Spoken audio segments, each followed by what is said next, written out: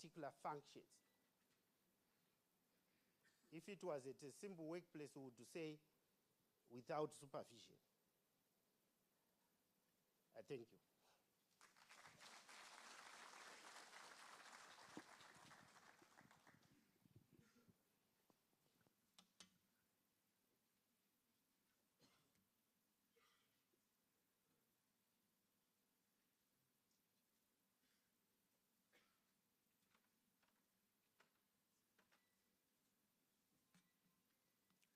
Thank you very much, Professor Paul Mafumo. Ladies and gentlemen, can we have another round of applause for the presentation by the Vice-Chancellor, Professor Paul Mafumo. We thank you very much for that expose that encapsulated the whole discussion of a head-based education 5.0 and the emphasis in the country right now in terms of transforming our higher education system, in terms of transforming even our polytechnic and teacher education in the country, so that it then serves the needs of the country in terms of our vision at a much, much more superior level, so that Zimbabwe becomes an upper middle income economy by the year 2030. Ladies and gentlemen, we'll now go on to our program. You're not going to make presentations, but I've got questions for you. I think which will make it much, much easier, and also in terms of our time. As I introduced them initially, our visitors are from the sub-region, from Luanda, from Tanzania, from Malawi, and we even have our young lady who really is going into areas that some of us did not even think of going in those areas intellectually and professionally when we were at that age. Professor Mafumo, you just made a presentation. I want to bring you back just for a few minutes, just very few minutes, so that you clearly articulate what has been the major challenge that has stalled the development of innovation hubs in our universities that produce innovative goods and services that are intended to improve the lives of our people.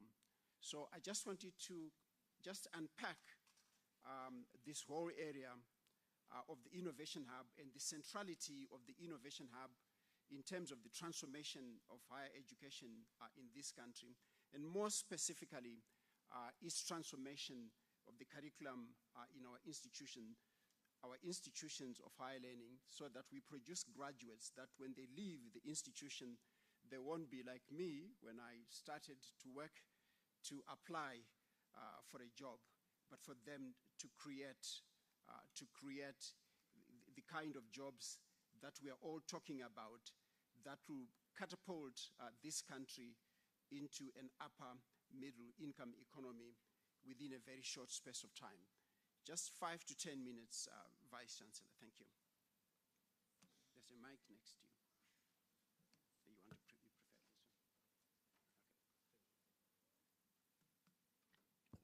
this one? Thank you, Mr. Moderator. I will save your time. I already consumed to be part of your time. But I will just answer it probably indirectly. I would say a university is a place of thought. That's what universities should do. And I can admire and cherish the silence in the room, synonymous with a place of thought.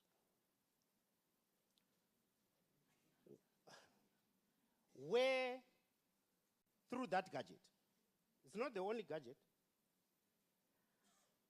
innovation is creativity that makes economic sense. That's a simple definition I can give. If there is no economic value, it's simply creativity. Once you begin to attach, so there is no limit for innovation. That's the good part of innovation. It's not discipline specific. Anyone can innovate. So at the University of Zimbabwe, we said the villagers can innovate and we invite them to the Innovation Hub. The industrialist can innovate, we can invite them. The entrepreneur can innovate, we can invite them to the university. There's no monopoly in innovation. So the establishment of an innovation hub at the university, which is the rightful place as a place of thought, allows the diversity of our people to come in an environment where they innovate. They create solutions to problems. Some problems can be considered big or small, but a problem is a problem. So, just answering your question, we see a continuum of, we stimulate the thinking, we move to the innovation hub, people begin to create real solutions to real problems, and those can be taken to scale. Maybe we replicate through commercialization or industrialization, as we call it. But more importantly, we are able to link or connect with people who need the service, who need the goods. They can relate to what's coming from the innovation hub. The industrial park then should work as an area where we are able to demonstrate that our innovations work. And we would want common people, if we can use that term, which is an entrepreneur, a business person, to be able to say, had it not been of the University Innovation Hub, my business would not have grown. That gives a change of life. Thank you. Thank you. Thank you very much, Professor Mafumo. Thank you.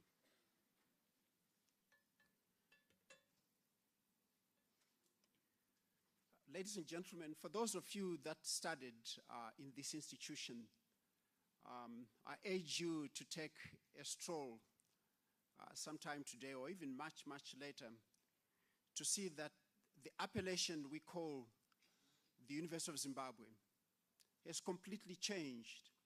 I didn't study in this institution, but I was Dean of the Faculty of Education and the Pro-Vice Chancellor.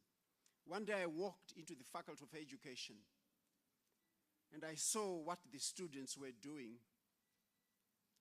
And I was shocked because when I was Dean, we never thought that students could actually do so. So the import of what Professor Mafumo has just articulated a few seconds ago is that the role of the university has now changed. Yes, students go to the library, they read. Students go to lectures, they listen to the lecturers teach. But the university is now a place where students are being prepared to go out into the world, not the world of work, but into the world out there and actually create employment and create wealth for this nation and for themselves.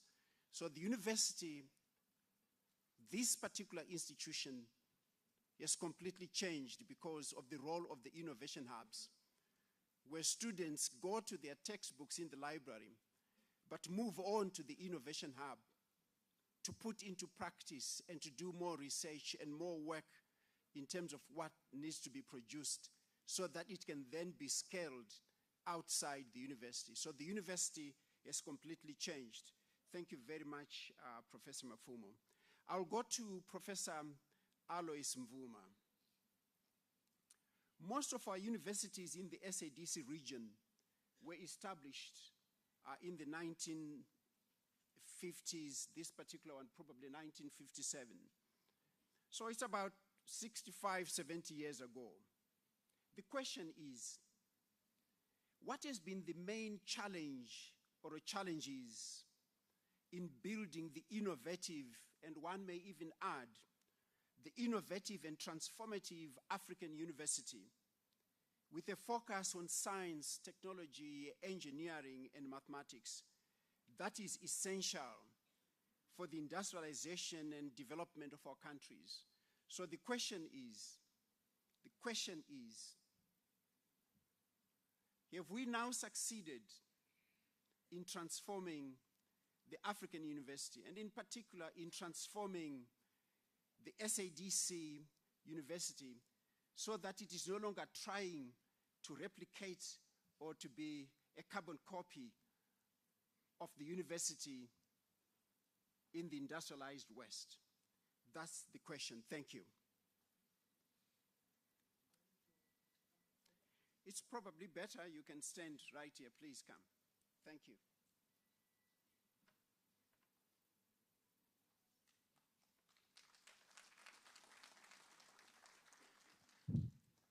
Thank you very much, moderator, for that tough question that requires really a long discussion.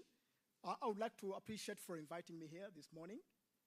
I'm from Tanzania, as I was introduced, and I'm a vice chancellor of a university that is also a science or technology university. So Professor Mafumo, has done a masterful job actually to introduce the issue of transformation of our higher learning institutions so as to become more vibrant institutions where research outputs and innovation outputs are really making a difference in economic as well as social development of SADC regions. So my take this question is like, since 1950s, as we said, when most of the universities in SADC region were established, a lot has been done really. I cannot say we have been just sitting back and relax. A lot has been done to transform these institutions so as to go with the needs of our state, of our member states. And of course, there are notable achievements that we can celebrate. However, I can say with confidence that there are still gaps, especially when it comes to research outputs, as well as innovation solutions. And if you compare SADC region with other global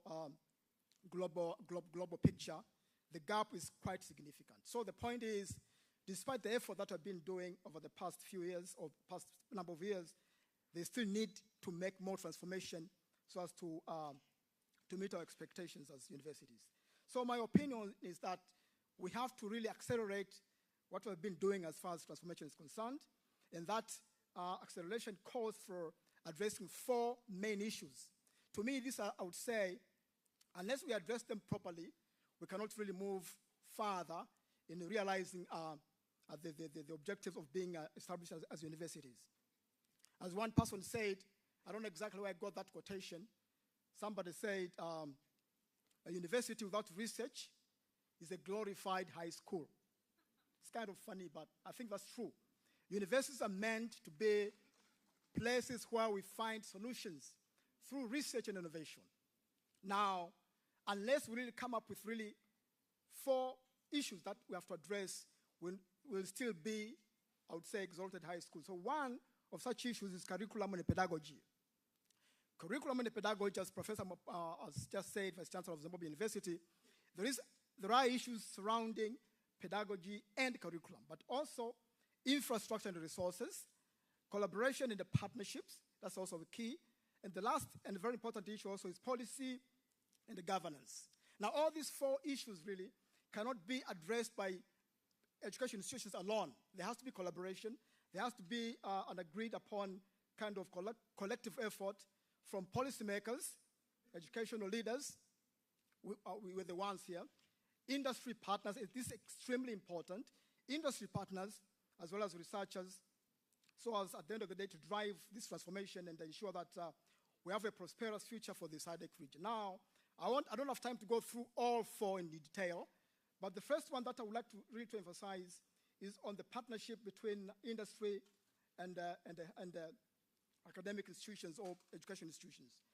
My dear colleagues who are here this morning, we cannot really transform our institutions to become research and innovation-oriented institutions unless we establish very strong collaboration with communities, industries, and the regional and the global institutions so as to have effective transformation to foster research and innovation. Now, how can it be done? The first thing that we should do really is to ensure that at the university level, in the university, educational, should I say, organizational structures, there has to be a directorate or a unit primarily dedicated to establishing collaborations and linkages with industry and with other collaborative partners. So I've come to realize that some of the universities do these collaboration issues in ad hoc fashion. That won't work. There has to be a deliberate move in the structure of the universities to have a dedicated, should I say, directorate really, that reports maybe to the Vice Chancellor, that looks on issues of collaboration on day-to-day basis. Now, the good thing is, if we have a strong partnership with industry, a lot of things will happen. One, even the issue of developing curriculum, even the issue of designing curriculum will always bring on board issues that are at the industrial level. So our curriculum will become more relevant, will become more up-to-date, and will answer issues that are of importance to the industry. But also, if we have a strong collaboration with industry, even the issues of innovation, I've come to realize that most of universities, they start innovations very well, but they get stuck at the level of prototypes. How do you move from a prototype to a commercial product? A university, in most cases, cannot do it alone. There has to be a strong collaboration with the industry that will come in and look at the commercial, look at a prototype that have commercial potential and move a step further to put some money to transform them into real products that can go into the market. So my point is, strong collaboration with the industry has been one of the key problems in African universities, including Tanzania, that we really have to address as SADC region. But how can that be done? One is to establish an industrial advisory committees. Back in Tanzania, right now what we are doing, we are establishing what we call industrial advisory committees. This is a committee that is composed of members from the industry who come to the university, let's say twice a year, to discuss issues of interest between the industry and academia. And to me, that has become very useful, though it is too early to say, but I see that's the right direction. But at the same time, another way of doing so is to include industry partners in what I would call decision-making organs of the university. For example, if you have a board or a council, or let me say, college boards, etc., there's a need to include in the composition of those boards people from the industry. So that's why you can really make a bridge, make a close linkage between the industry and the academia. Otherwise, we'll be sitting back, doing our own things, and the industry will be sitting back, doing their own things, and each one will be pointing fingers to each other. It's like we're producing graduates who cannot fit into the industry, etc. So there has to be a collaboration between the two so that to have a more sustainable and useful, should I say, collaboration. Another thing that I would like to highlight on as regarding to addressing the issues is the issue of, should I say, let me say, policy and governance. To be sincere, if you want to ensure that research and innovation become visible at the university level, there has to be one thing that you should do to design, to review our structures as a university to ensure that these two things really fit into our organizational structure. If we don't do that, they'll be invisible in our structures. So when it even comes to budgeting, for example, unless there is a unit, a directorate that deals with innovation, you cannot budget for it. So unless there is a strong directorate of research, if there won't be even a way of budgeting for that directorate to carry out research agenda of the university. So my point is, we have to address 4 issues. 1, curriculum and pedagogy. 2, industrial linkage and the collaboration. 3, policy and the policy framework and the governance. And the last one is pedagogy and the curriculum, so as to make sure that our envisioned transformation becomes not only sustainable, but also accelerated. Thank you, Mr. Moderator.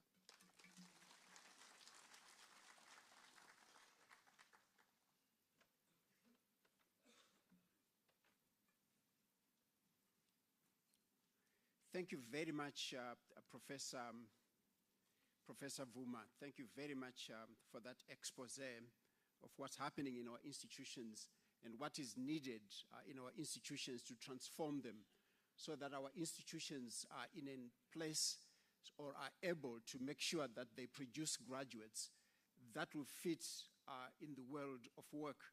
And obviously the challenge is for us in the university to continue to make sure that when we educate our graduates, futures research is also very, very important, so that the young men and the young women who are in their first year this year in this institution, what is the world of work going to look like when they finish their degree in 3 or 4 years? So the area of futures research becomes critical in the kinds of issues that you're talking about. Thank you very much. I call upon Professor Malata, Professor Address Malata. What are the major challenges in the utilization of the affordances of information and communication technologies in teaching and learning in the African university? The last speaker emphasized the need for teaching, emphasized the need for the ability of, so that we are actually able to teach online. So the question is, what are these major challenges in the utilization of information and communication technologies in teaching and learning in the African university? Can you please speak to the critical issue of learner autonomy, the autonomy of the learner in determining what to learn, how to learn, and the evaluation of teaching and learning? Because these are key issues in the utilization of the affordances of ICTs or information and communication technologies. As we all know, the major challenge that we face, or the major challenge that we traverse in the classroom, in the lecture room, in the field, in the lab, is the relationship between student autonomy and distance between how we teach and how the students learn. And we call that transactional distance. So it's for you to really unpack this whole area of the utilization of information and communication technologies, which is now has literally changed the role of the university, and in particular, the role of the academic who teaches in a university, because she or he is no longer the source of knowledge. The student can get knowledge elsewhere. I thank you. You can come to the podium. Thank you.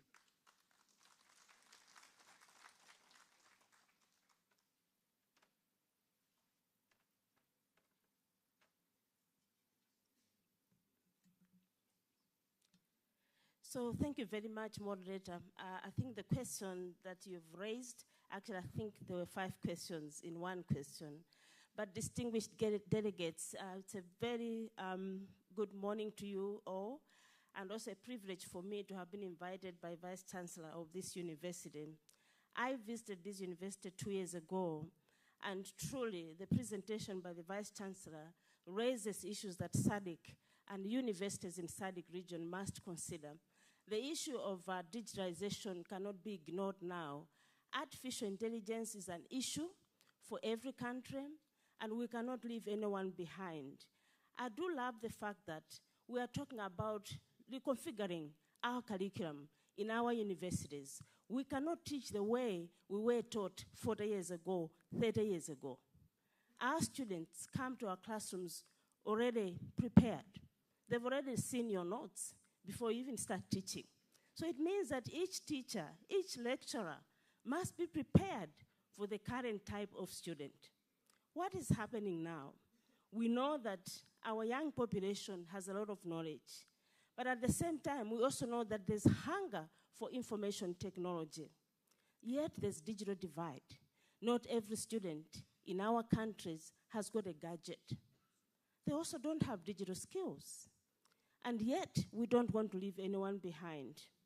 So the issue of digital economy, digital divide must be addressed within our region. What must we do? So those of us in leadership in higher education need to realize we can't have this conversation in our own corner. we need to get everybody on the table. Everybody must decide on a menu, and no one should decide that menu for us. And I think for SADC, this is very important. Can we get resources for those young people? Every student must have a laptop. It's a tall order. Can we assemble these in our own countries?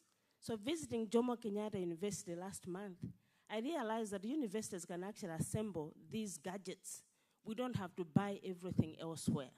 Because if we assemble them within our universities, then we will make sure that students in primary education, secondary education, higher education, TVET, have got something to use.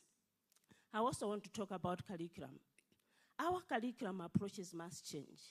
I personally believe that every student must be taught about innovation.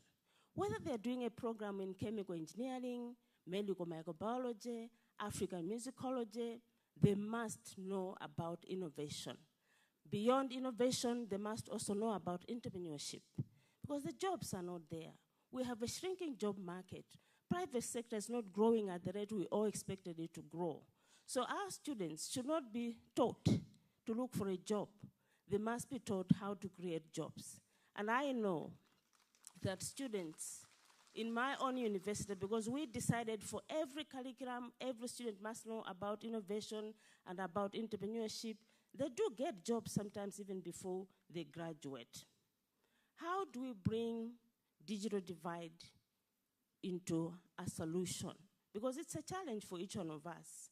I think it is very important that each country must make a deliberate decision to invest. Our development partners must invest.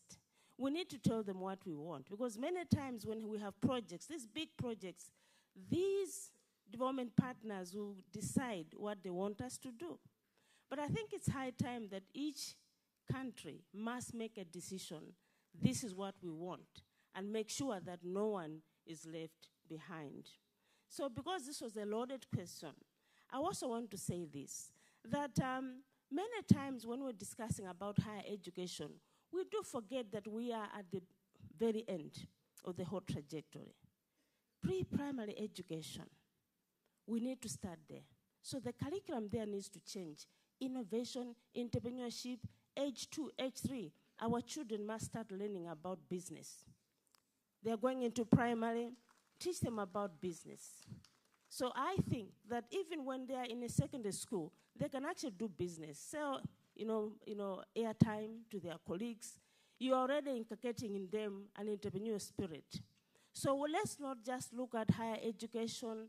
We should go through the whole trajectory: pre-primary education, primary education, secondary education, and yes, higher education. But at the same time, TVET, because we know that the skills are there and we need to support our young people. Finally, in my discussion about making sure that our students think critically, is the way we also provide opportunities, even for those that do not make it into our educational institutions. Universities must open up for those whom we think are uneducated. Many times they have many good skills. They have innovative ideas that can actually be brought on the table. And we use those ideas also to move our educational transition, as we want to make sure that every child, every young person in our countries get educated, and they don't just get educated, but they also create jobs. Finally, I want to say this and argue that it is high time that we decided what we want. Let's get on the table. Let's make decisions on that table. So women must not be left behind.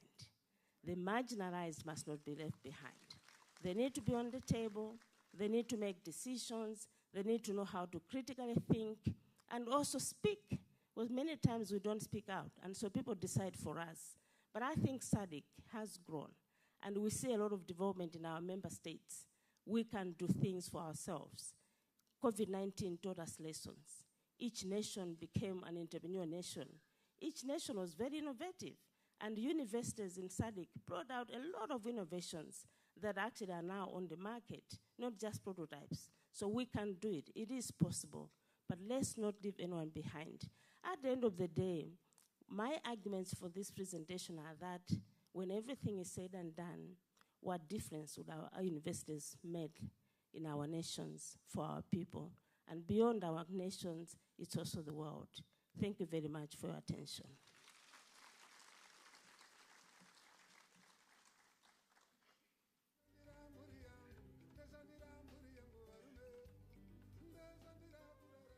Professor Malata, thank you very much.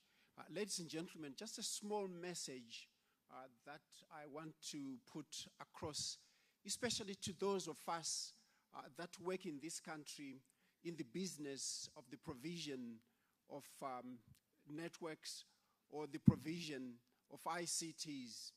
The university, as we know it today, because of the affordances of ICTs, has completely changed. So I do hope, I don't want to mention by name, but I do hope those individuals, men and women that are in this room, and you work for companies or businesses that are in the business of providing connectivity to the country, please look at the area of the provision of connectivity for teaching and learning, in the area to interrogate the whole notion that a degree takes 4 years or a degree takes 3 years. If students can study wherever they are and on any device, we now probably will be getting to a stage where students will say, yes, I want to finish my degree in such a small space of time because I can do it online.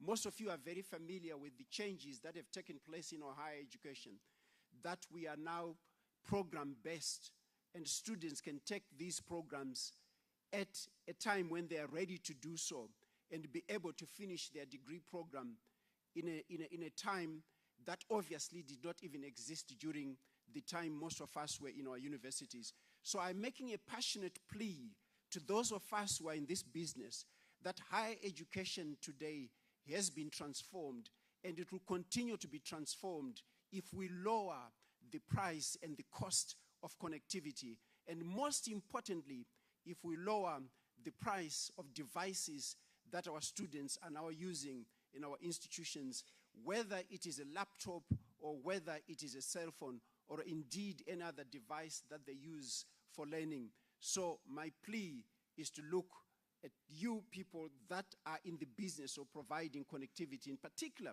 to make sure that the price goes down so that our students will have no problems in learning and in accessing knowledge, either from the library or from wherever they get that information from. Our next speaker is someone I respect so well. I respect him, Miss Primrose Mlambo.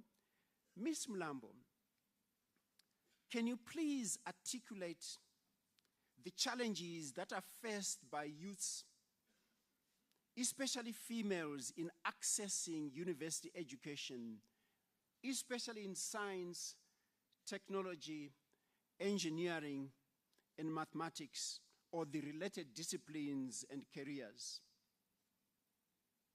What can we do to reverse the marginalization of girls and women in our universities so that there is gender parity in our institutions, and so that eventually the world of work, as we focus on Vision 2030, with the advent of generative AI, we're able to increase the number of girls right from ECD to primary to secondary education and to university and even to the postgraduate education system in this country, because the participation rates of girls in our universities is still small compared to that of men.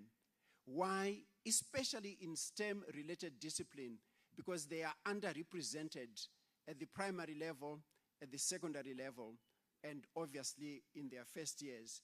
So I would like you to address this issue, which I know is your passion, which I know is something that you do literally on a daily basis. And we thank you for coming to this meeting. You can come to the podium. Thank you.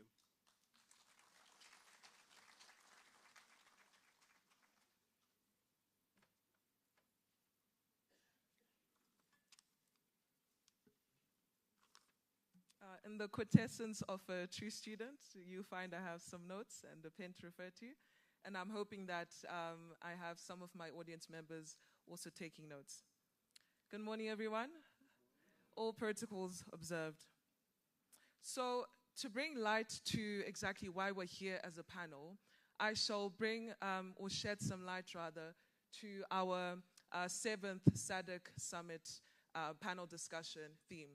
And that is to build sustainable ecosystems that can continue industrialization within the region.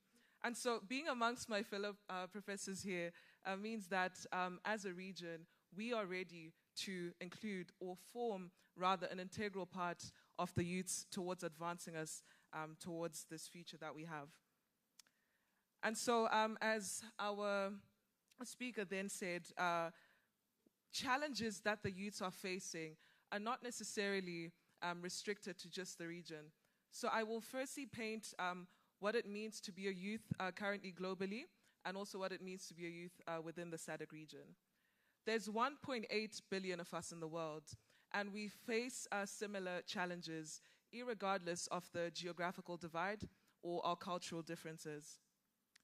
Currently, there is a 13% unemployment rate, and you find that most of our graduates coming from these institutions are, again, struggling to find employment because the current education system that we created is solely to churn out workers.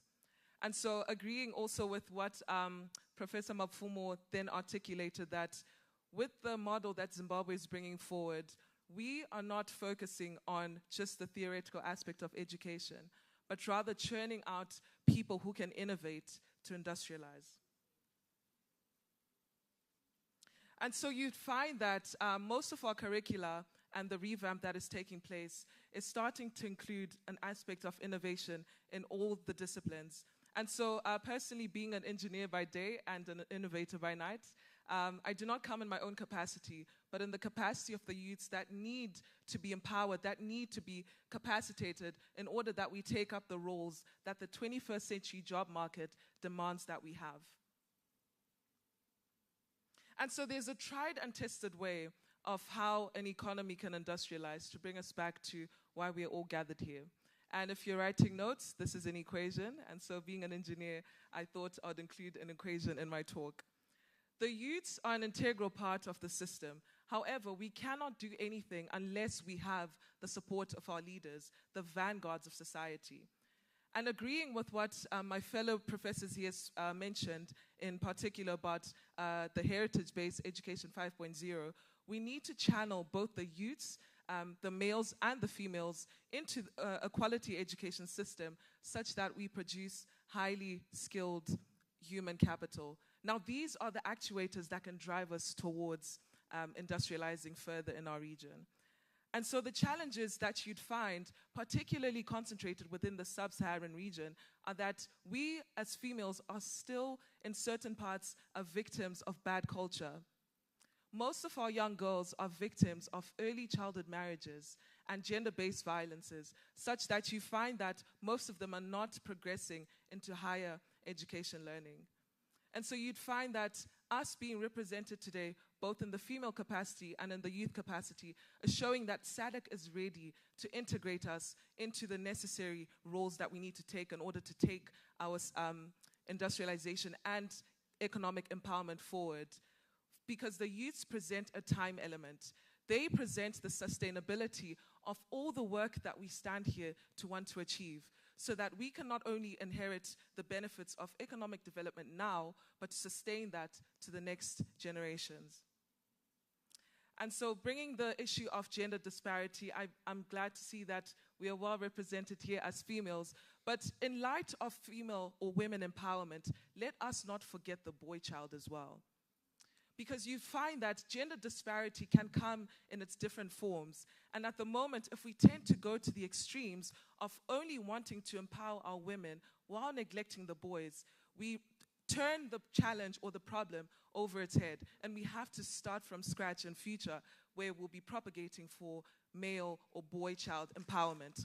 And so it's paramount that we keep this in mind whilst we're making our youth empowerment framework towards, again, channeling us into institutions of higher learning, where we can then become actuators or the drivers that can take us towards the industrialized SADC region that we want. And so bringing us to light, I would like to preface the fact that I'm a product of the Innovation Hub, and this model, this heritage-based Education 5.0 works. I am a product of the model, so to be here is an absolute privilege, and I implore you as the SADC community to take this serious. This is not some talk show. In fact, the move towards economic progression started at our inception as the frontline states formed the Arusha Declaration in 1979. Their goal was that of economic empowerment. And so let us not forget, even as SADC progressed throughout the years into firstly the Southern Africa Development Coordination Conference, to then now becoming the SADC, Southern Africa Development Community, let us not forget our inception. Even though at first it was formed from a counteraction of political activity within the region in the past, we have progressed and since moved forward. Let us not forget that to sustain any sort of development, we need to integrate our youths. We need to integrate our youths, and we are ready to make that change. We want you, our leaders, to inherit us. In fact, I like to call it a culture inheritance. Give us the culture inheritance. Tell us what it means to be African, such that we can pave our own way towards the future that we all want. We talk about the fourth industrial revolution, that of autonomy and less human interaction with the systems that we have in terms of industry. But as Africa, let us be careful of just simply adopting Western or Eastern ideologies into our society, because we have what it means to be African. We have the value within our soils. And so moving forward, I advocate that our education curricula should be revamped towards having the heritage aspect. That way, little girls can also know that it is possible to achieve within the African context. Let us continue advocating for more role models within the SADC region. In fact, you'd find, for example, that in South Africa with their government or cabinet arrangement, you'd find that the youths are equally represented. And also in Zimbabwe, in fact, occupying one of the highest offices in any country, our Deputy Minister of Finance is a youth. Our Minister of Youth is a youth. We have youths in various parts of leadership propagating change. But at the same time, let us not forget to instill that change in us. It just doesn't happen overnight. And so standing here, propelling our education system to move forward, let us bring the youths into a quality education framework.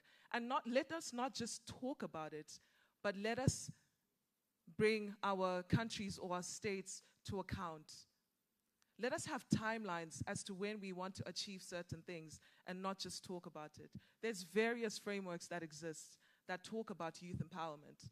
But how far are we? And so today I stand as the youth representative, hoping that my leaders may hear us through my voice.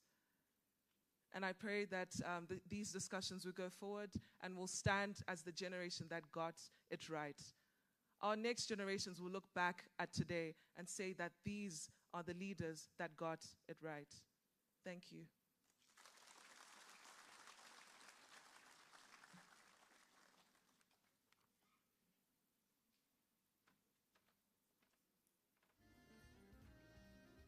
Thank you very much, Primrose. I think let us give you another round of applause, please. Thank you.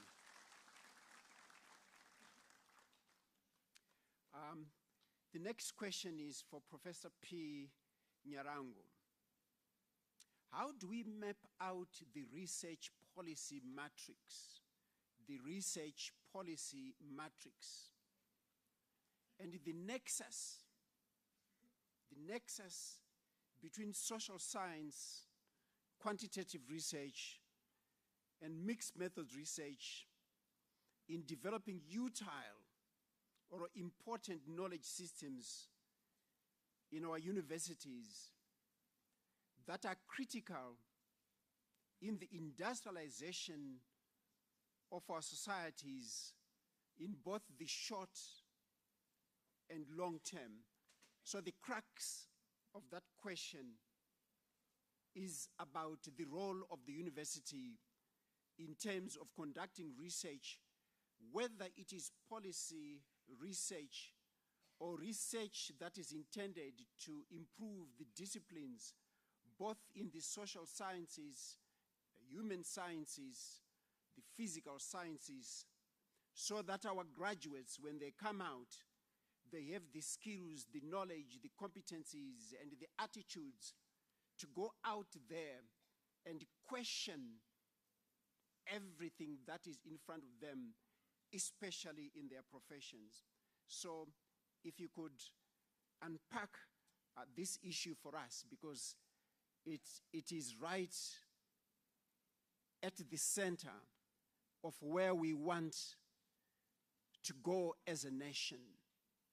And for those of us who did a little bit of Latin in school, the question is asking us to really go into the fons et origio of this whole area of the research policy matrix.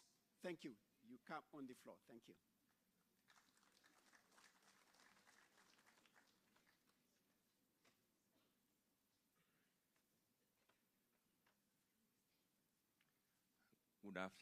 Good morning.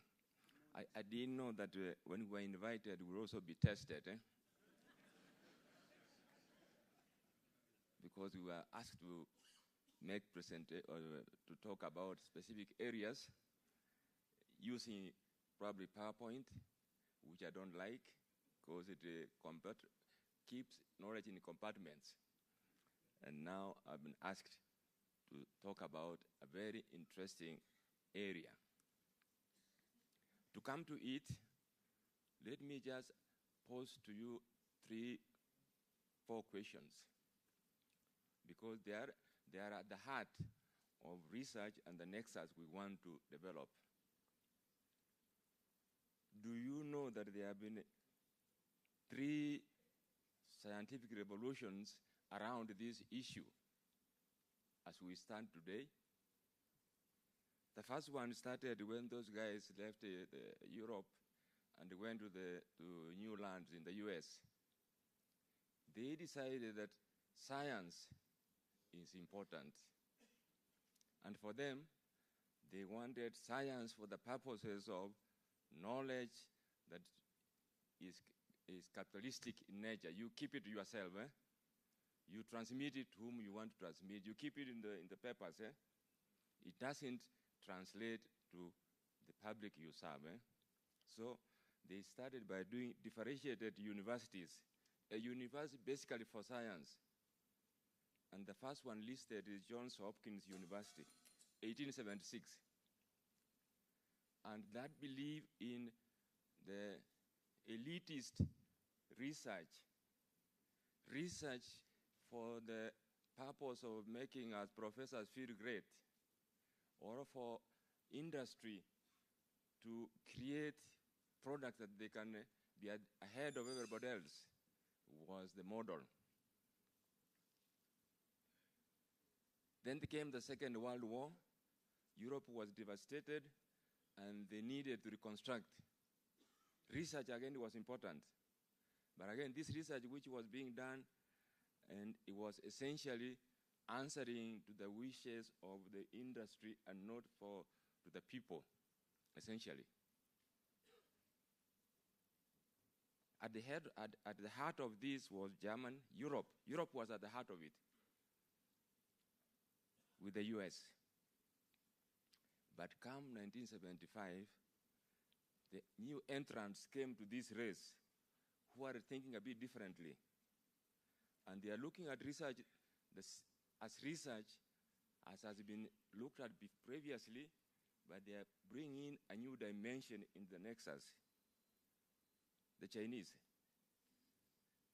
Until that time, I never had an opportunity to read an article from China throughout my medical school days. But today, there's no China you will open which doesn't have an article from China. For them, the research it was to answer to the economic potential of their people. And then now has come the nexus, which says, no, research must be for commercialization of knowledge. Who is the beneficiary? That's the question we need to answer, and if we can answer it properly, then I'll go to the next thing, how will we do it? Research must be for the benefit of we, the people, the community. Now, that is really the essence of research. If it is not answering to our poverty, if it's not answering to what ails us, then it's not relevant to us. If research is merely repeating for the other people have written previously, answering questions that are not taking our community to where they want to go, then it's not in the nexus. And so I'm advocating for thinking out of the box first of all as we do the nexus for research. Think out of the box. Like now, we are in this room. We are talking about industrialization. And we have more or less been modeled in a particular direction. But let me ask you, and then I'll probably pose an answer. Do you think, as we sit here today, Africa, any country in Africa, has the capacity to do research that leads to direct industrialization? Which country in Africa can do research that can lead to industrialization and lead to industrialization on this continent? Because we are now modeled to think in a particular way. I want our way of thinking to be out of the box. And let me give you one hint. There's no country in this continent of Africa which has got enough energy, electricity, to industrialize. So our research must be research which thinks out of the box. The nexus we bring in, what we bring into the triangle of research, must not be on what is the ground which everybody has gone through. So we must bring our students and our people, our triangle of research must be those things which make sense. One country which people don't talk too much about, Iran. Iran produces enough energy, more energy than all our countries in Africa combined. I'm sorry to announce, or to say. One country, Iran. And now our research is being driven towards green energy. Now, which country on earth has developed on the basis of green energy? I'm for climate. But let our research, as we construct our knowledge triangle, think out of the box. I give it to you. Let me pose it to you that we need to go back, or we need to do research that is relevant to solving the bottlenecks to industrialization. Energy. Africa may no longer be a dark continent, but most of us live and work in darkness. And we don't have to. If we think, if our triangle of knowledge is proper, we need not be. Do you know that Namibia, nobody from Namibia? Namibia is number 3 in uranium production in the world, not in Africa, in the world. 3 countries can change if we do proper research, which is taking into account our social background and does proper social research, which says, why are we not industrialized? Yes? Namibia is one. DRC is the only one who might have enough hydroelectric power to power industrialization. Yes, DRC, nobody else. And yes, there is a third country which also can, Tanzania, United Republic of Tanzania. I'm putting this because all these things are coming from social science. If we do proper social science research, you will learn that natural gas is available in Namibia.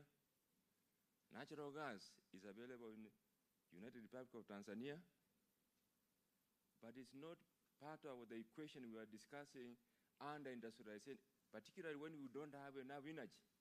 SADC, you can light Africa, and we can do proper research. You don't want to put an industry, and at midnight, power goes off, production stops.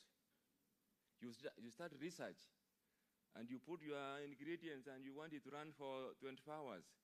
Power goes off. Digital and AI and digitalization in schools. You have the class in front of you, and you start the lecture. Power goes off.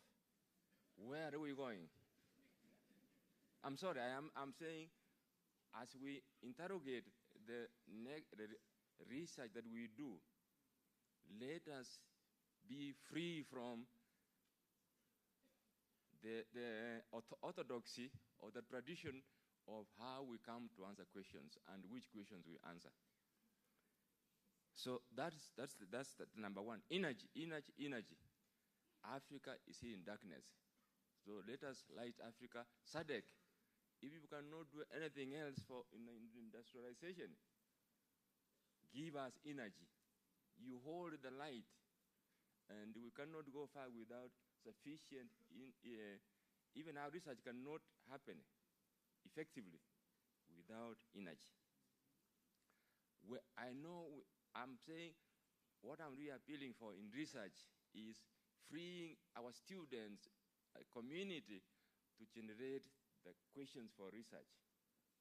I know we talk about hubs, industrial hubs, but that's just one step.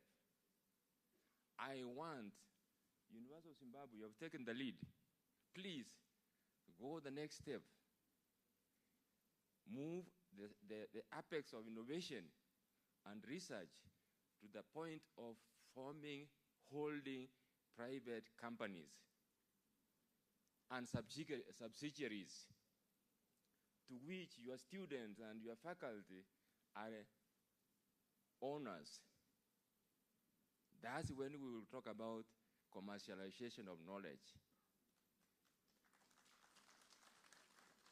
We want those people who, and now I'm bending the question a little bit, but is to come to the correct way of generating innovation, research, and education, integrating them in a manner that answers to our needs. We need companies of the universities. It's not sin for professors to be rich. It's not sin. It's not sin for our students to become millionaires before they graduate. It's not. So let us not just go the usual way. We must disrupt the way research is constructed. Finally, the research on policy and the systems must also say, how come we are not advancing our nations at the political level to the point we can be free to do what we want. Zimbabwe, you are lucky, very lucky, because under sanctions you don't have to look left or west to do what you want to do, Yeah. So our research must also understand that there are like now we are assuming that we are empowered to do research, but we are empowered to do the research the way other people want it done. Now I want us to go to another mode which says no. We want political will, strong political will which disrupts the order. So from society point of view, social science point of view, what is the way, what the route that governments must take to overcome inertia? Inertia is that resistance inside of us. And one of the things we need to do in research nexus, as I see it, let our governments be brave enough to take the risk to do what the world doesn't expect us to do. One of them, and we need now research in those areas. One of them is our wealth, the mineral wealth, our technology transfer. There's no research on the possibility of technology transfer. It can never happen. Nobody's going to give you their technology for free. So technology transfer is not going to happen. And we want it to happen. We want to industrialize even before I die myself. I'm a bit old. Those of us, we want also to see industrialization now, 2030. Now I'm going to propose research on the area. How can we work around these strictures of resource flow from those who have the money, the mega money? Mega money is in Europe, it is in the US, it's in China.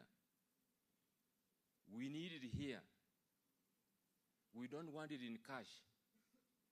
Now, research must go to the point of saying, now we can say no. Let them buy equity. Whether it's in atomic energy, whether it is in health, those who want to help us, Chair said, thank you very much for bringing me here. But if you want to help this nation, this continent, we just say equity, no more than 49%. Bring your money. We have our young people who need jobs. We have our young, very educated graduates in this country. We want them to be the one running the show. We don't want your money. We want your skills. We want the technology to be here. We give you 49% shares in our company of the University of Zimbabwe. Take it, leave it. How can we go there without saying take it, leave it? How can we what kind of research is required to take us there? So let me just end by saying, at the end of the day, we have education which has been elitist. We have innovation which, the train has left the station, The train left the station without Africa. That's the bad news, Because industrialization is happening elsewhere. But let me give you the good news. We can make it. The Chinese, if we use the analogy of Olympics which just ended, the American, the Europeans, they were doing hop, step, and jump. Then the Chinese came and said, no, high jump. We Africans must come and say pole vault. Because it's a marathon, it's not a short race. So we must do pole vault. And what will make us do that pole vault? Energy. We need enough energy. And even Zimbabwe can start selling that energy to others. But we need to do proper science research. Thank you.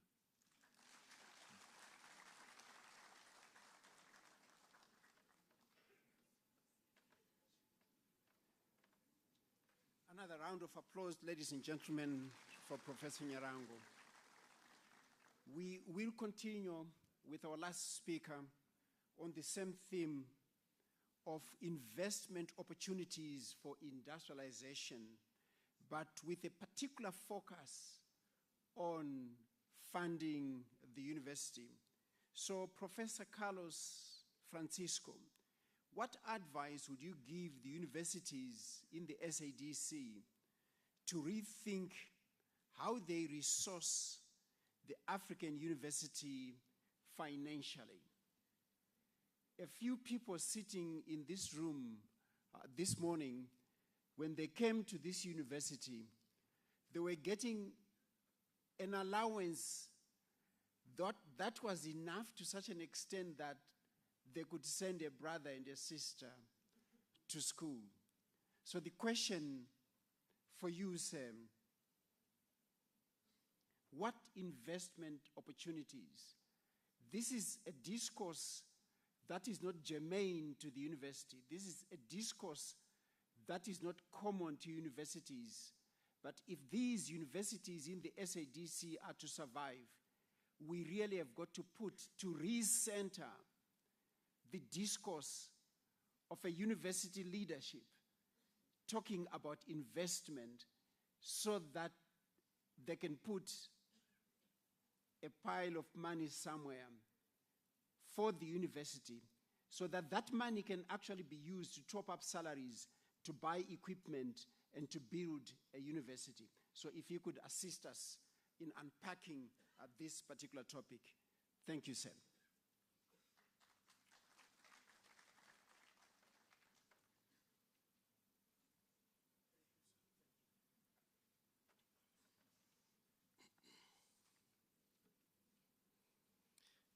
Excellency, honorable distinguished guests, ladies and gentlemen, Mamur Kare say,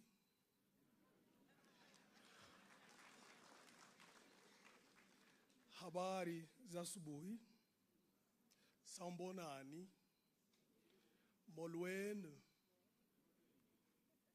goeiemorgen, bon dia, ni hao,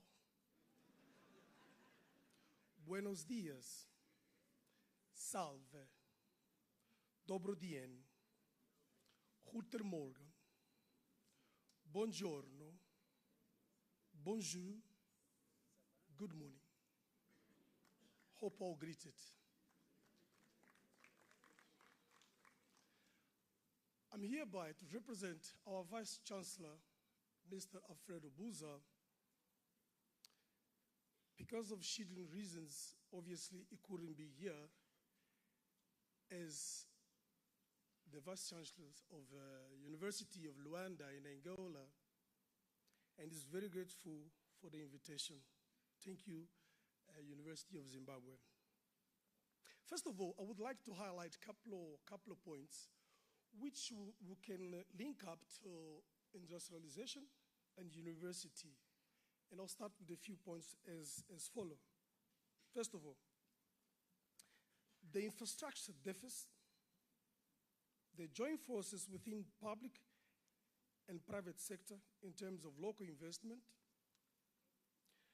power, electricity challenges, consistency on the public policies, high added value chain on our minerals, textiles, and fresh products, the import and export policies, the bureaucracy on a visa processing when it comes to the investors into SADC region in order to invest. We still have those kind of issues. Specifically, my country, now we have 90 days visa. It's actually much easier at this point of time.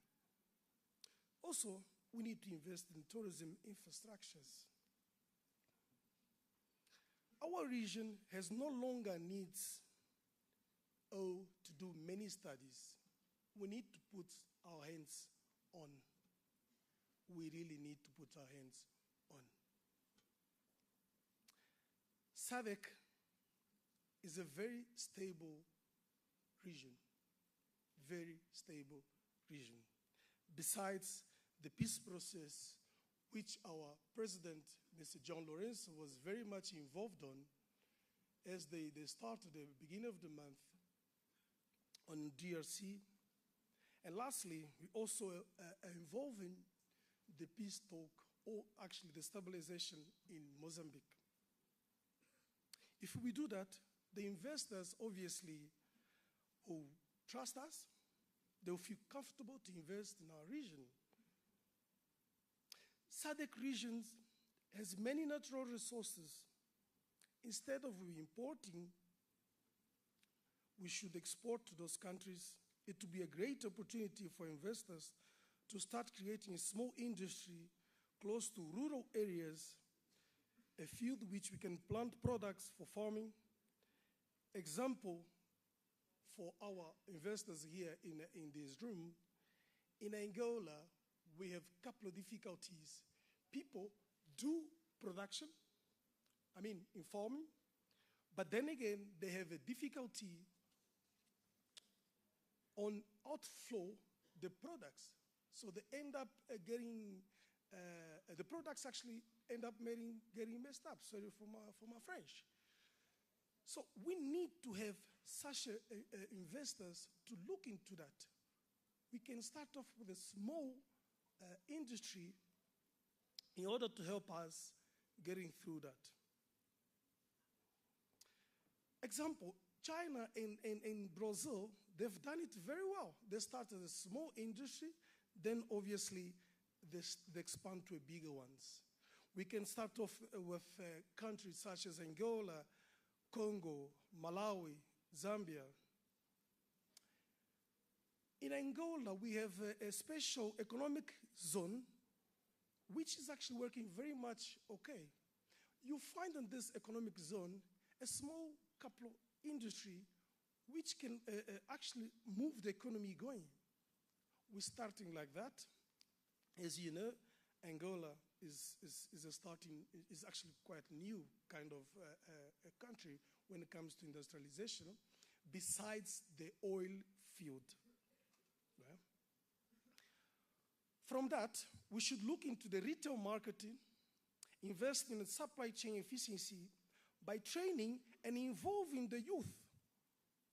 Undergraduate students by focus in well-trained students from technical schools across the region.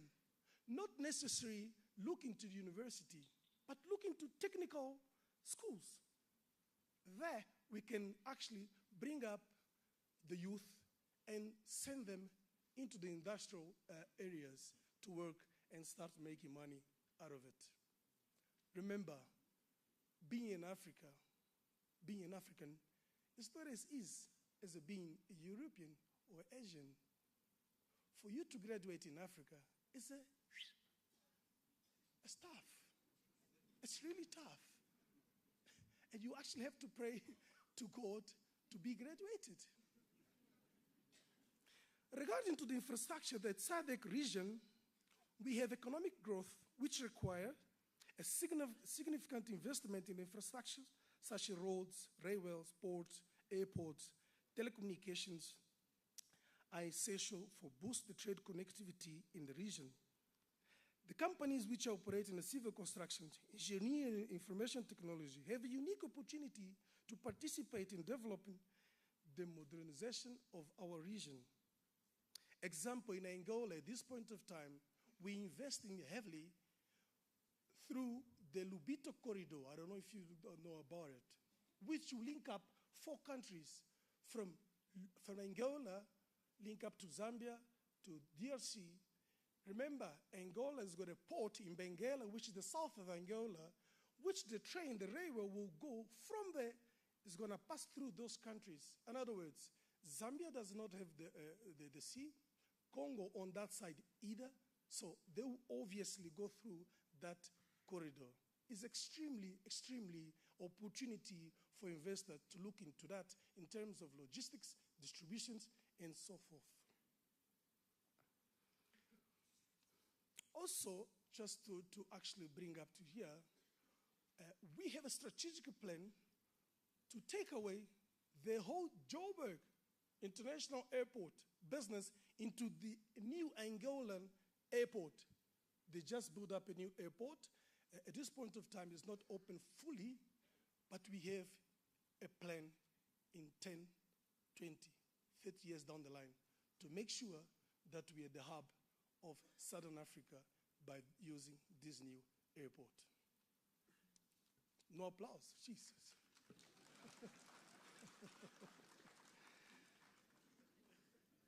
We need to find a way out. We really need to find a way out within the region by linking the European Asian countries, but not just the oil, the diamond, the golds.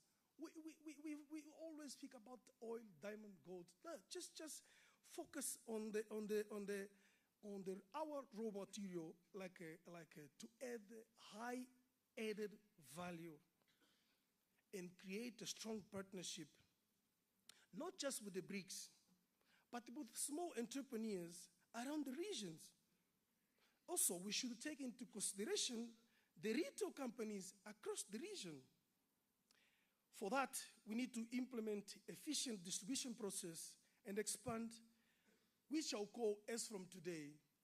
And please to our leaders seated here, we should just create we should call a product, not a product, sort of product, which we can call as from today, made SADC brands products. I take that and I send it to you guys as a challenge. We have a lot of investors here. We have entrepreneurs here. We should think of it. Made SADC brands products will be very much valid added line. If you look at a strong partnership with Shoprite, Sasol, Tiger Brands, Pioneer Foods, Disking, Woolworth, we should make use of those retailers to actually span through our products, not just the SADC region, but the rest of Africa. If we do that, we're starting making use of the famous industrialization. Use the youth. They have the energy to do that.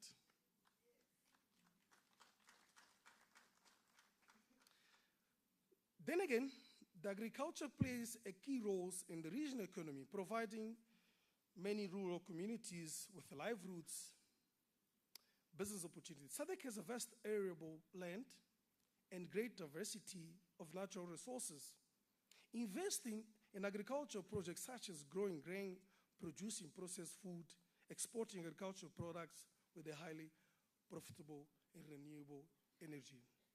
The demand of energy in the region is constantly growing due to population growth and economic development. I've went in one of, at Stellenbosch University, I went to Stellenbosch University, Professor, in March, and there was a conference, AC21 conference, and the electricity just went off when I was actually talking. That was interesting, you know? So why don't we look at renewable energy, which have become more viable solution to meet the demand? Invest in solar panel, the wind, hydroelectric energy, project for general financial returns. Then we can actually contribute to sustainable development in SADC region. We really need to open the market for the region and for the investors, but to be very strict in terms of security. Security is also a problem for our region. We really need to focus on it. No government will let it go, but then again, it has to be done properly. It is time to implement one blood, one nation, one road, one passport, one family, one industrial thought. Then God may bless our region. Lastly, I would be pleased to our leaders, finalizing to say as follows. We must act now, because in the next 10 to 20 years down the line, we may succeed. SADC is such a stable market, full of resources, strategic region around the world, if they are well managed, high added value, yes, we can bring development, industrialization into the region, and also we can make sure that our universities are on the top ranking around the world. Yes, we can. As Donald Trump said, yes, we can. No, not Donald Trump. That was Obama. Yes, we can. That was Obama. For that, I would like to finalize by thank you and attenda Siabongani, Nkosi Kakulu, Bayaranki Ur, muito obrigado, merci beaucoup, thank you very much. May God bless us.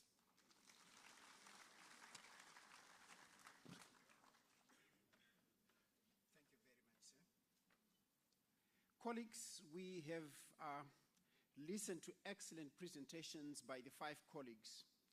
My takeaway from them is that the responsive and innovative African university is critical in the socio-economic and industrial development of the ACE. Research and innovation hubs must become a common feature in all our universities in the SADC. We should now accept the view that problems cannot be solved by the same level of thinking that created them. The link between research and innovation and teaching and learning should now be the key to the development of a decolonial epistemic that leads to the creation and development of relevant new knowledge that engenders the transformation of the university in the SADC and our societies by 2030. The process is led by a meta-intellectual who conducts his or her work among the state, the laboratory,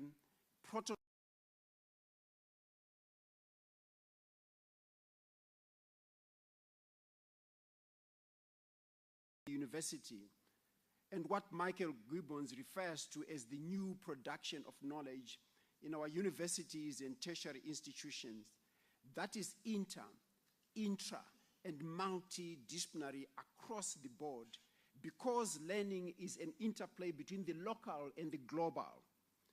Colleagues, ladies and gentlemen, let us go invent tomorrow instead of wondering about what happened yesterday in our lecture rooms, laboratories, and the universities. As argued by Robert Hutchins, education is not to reform students or amuse them or to make them expert technicians. It is to unsettle their minds, widen their horizons, inflame their intellects, and think and teach them how to think and how to think and how to think and how to invent. I thank you for listening, and on your behalf, I thank our panel of experts and colleagues from the SADC. I thank you very much for all that you have shared with us in terms of your knowledge. We still have a few minutes. If there are any questions and comments, it's a massive audience. So we still have a few minutes. If there are any questions or comments, I'll probably just entertain 2 or 3. You just need to raise your hand, and we have got a mic that can be given to you. I'll pause. You raise your hand.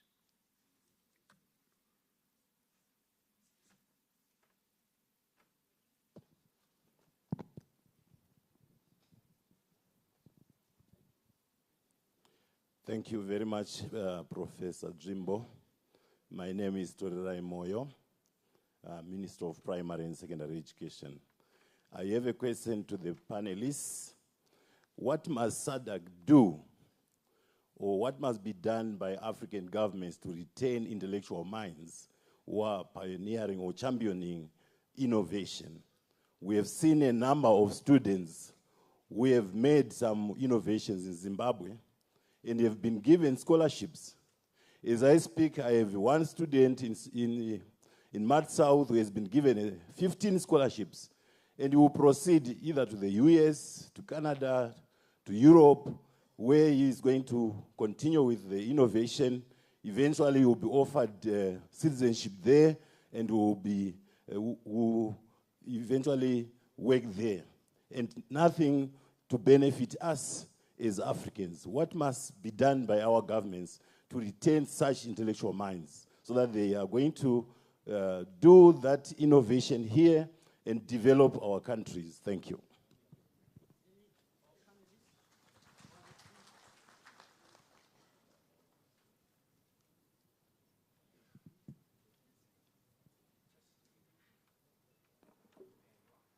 Testing. All right, thank you for that question. You'll realize that SADC is currently not only suffering from just unemployment, underemployment, but also massive brain drain. And it's time as a region that we actually developed our own researchers and scientists. And so maybe borrowing from models that have worked, you'd realize that in Europe, they have regional councils whereby money can be funneled through such an institution in order to develop, or rather take ideas from the innovators and make them travel safely to the market. And so you'd realize that most of the barriers that come with students not being able to stay in the education system, therefore not being able to attain higher learning, are challenges such as their economic finances or constraints at their homes. And so referring to one of the SADC frameworks, it's actually called the SADC Protocol on Education and Training, which the member states signed in 1997. It advocated for free education for both the primary and secondary scholars. And so I would actually implore the SADC community, how far have we come with such frameworks? These are such things that can actually aid our students in being able to attain higher levels of learning in order for them to be retained within the system. And so you'd find that immigration to develop other economic regions is a reality that we're currently facing. And the only way to deal with it is to make sure that education is equitable. It's accessible to everyone, no matter your gender, your age, your background, or your economic constraints. And I believe that would be the solution to retaining our own innovators within the region.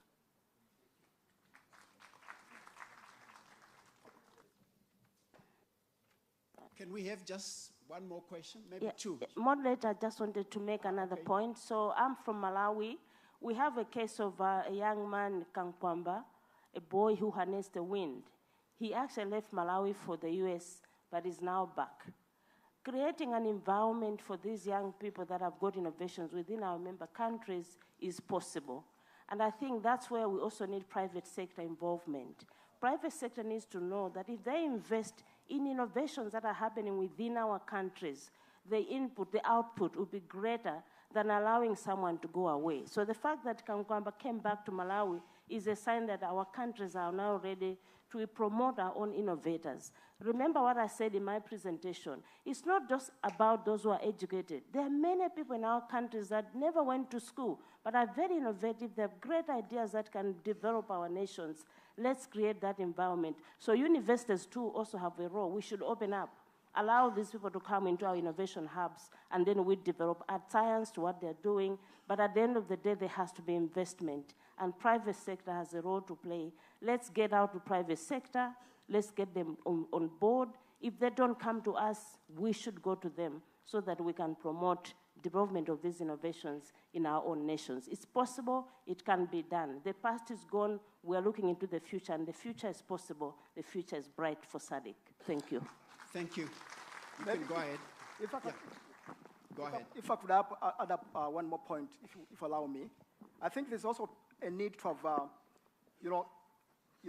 SADC state members should have what I would call intellectual property right policies. From my experience back in Tanzania, a student may come up with an idea which really has potential for commercialization, but sometimes it ends up being not recognized because there are no frameworks for recognition based on intellectual property right policies. So this is another issue that I think should be really addressed critically by SADC region to have clearly as formulated intellectual property right policies and other, I would say, other regulations that really kind of create a platform whereby innovation can be done in a more systematic way. So thank you very much, moderator. Thank you. Thank you. You can go ahead, sir. Thank you. Thank you very much. I'm Louis Watum.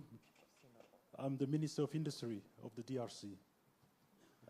It's just a contribution to the excellent presentations I heard this morning. I would like SADC countries in the education system to put a lot more emphasis on ethical behavior and financial engineering, and I'll explain why. Ethical behavior because one of the things preventing Africa from developing is corruption. Corruption is the ultimate poison. It is a cancer. It is what prevents the youth from, talented youth, of accessing to good positions and serving the countries, and they end up taking a little document which is either red or green or blue, which is called passport. They leave Africa. They go to other countries where they shine like superstars and develop other countries instead of Africa. So it's very important that you understand we need to clamp on corruption. On financial engineering, I will insist because I think one of the panelists mentioned that the DRC has enough power, actually to power the whole of Africa. How on earth can you have mineral endowment worth over 25 trillion US dollars and you can't industrialize? And you can't raise enough money to industrialize. So I think financial engineering is very important. It's something we need to put in our curriculum, make sure that our youth understand that, and come with creative ideas of how to raise money without necessarily going west or east or in the Emirates or in the Arabs. We have enough money in Africa, and we have all it takes, actually, to raise this money for ourselves and develop Africa. Thank you. Thank you. Merci beaucoup, monsieur. Ladies and gentlemen, thank you very much. I've just been informed that His Excellency, the President, is now here, and we must stop. So I want to thank you very much for taking part in this discussion and taking part in the issues that we raised because they are so fundamental and central to higher education in this country. So we should stop now, but I'm sure a few of you may need a small comfort break. If we could do that as quickly as possible so that we come back to our seats and sit and then wait for His Excellency the President. Again, thank you very much for being such a fantastic audience. Thank you.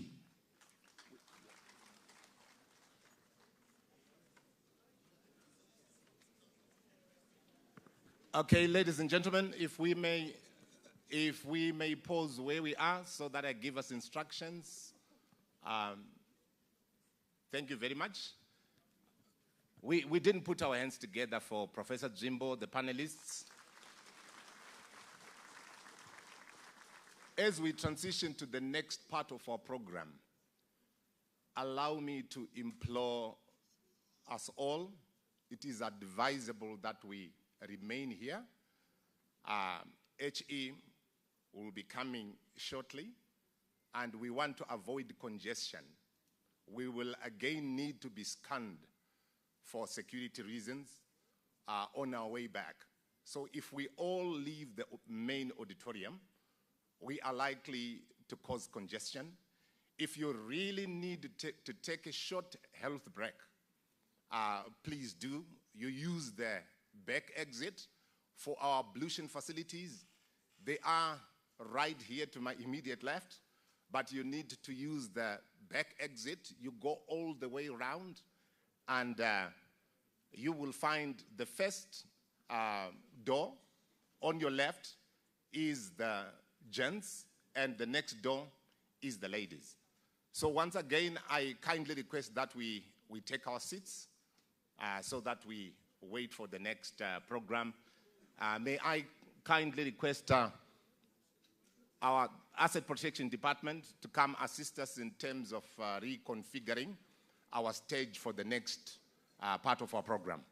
And I also want to discourage use of the exit on behind me, because we are going to be changing the setup. Otherwise, thank you so much for your patience and making it through the panel discussion. We appreciate you.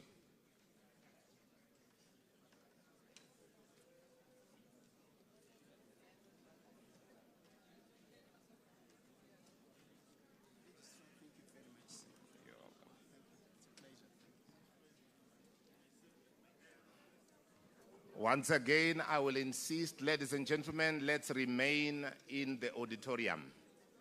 Thank you.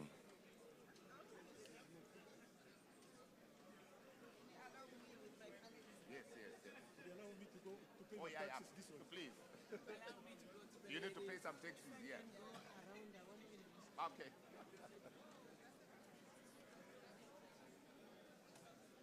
Sir, how are you? Thank you. Thank you for coming.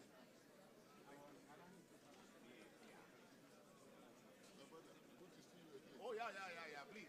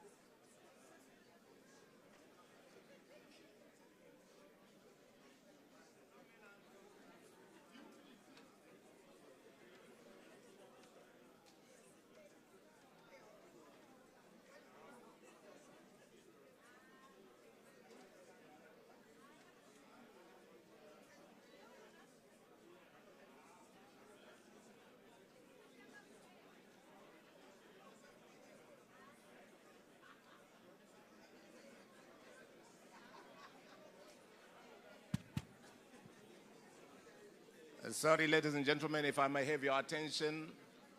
The ambassador of Angola, if you are here, I would appreciate if you could come and see me, the ambassador of Angola, if you are here. And the University of Zimbabwe Choir, would appreciate if you could give us some music, please. Thank you.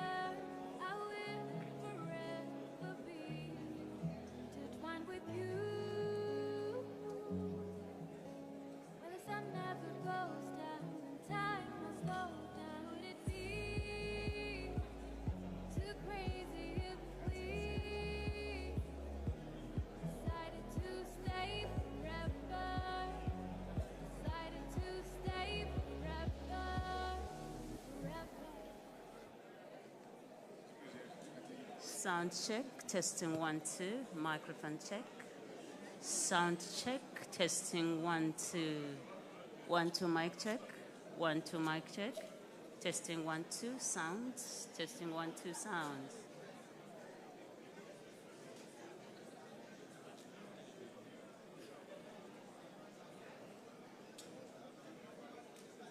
So how do you compare Liverpool to Yatola?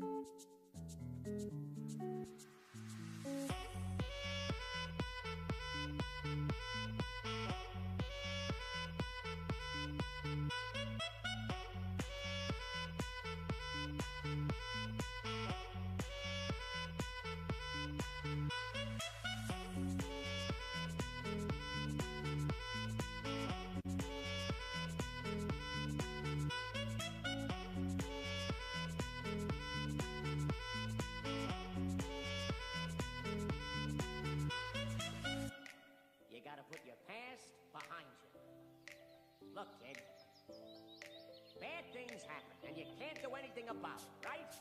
Wrong. When the world turns its back on you, you turn your back on them. Well, that's not what I was told. Then maybe you need a new lesson. Repeat after me. Hakuna Matata. What? Hakuna Matata. It means no worries.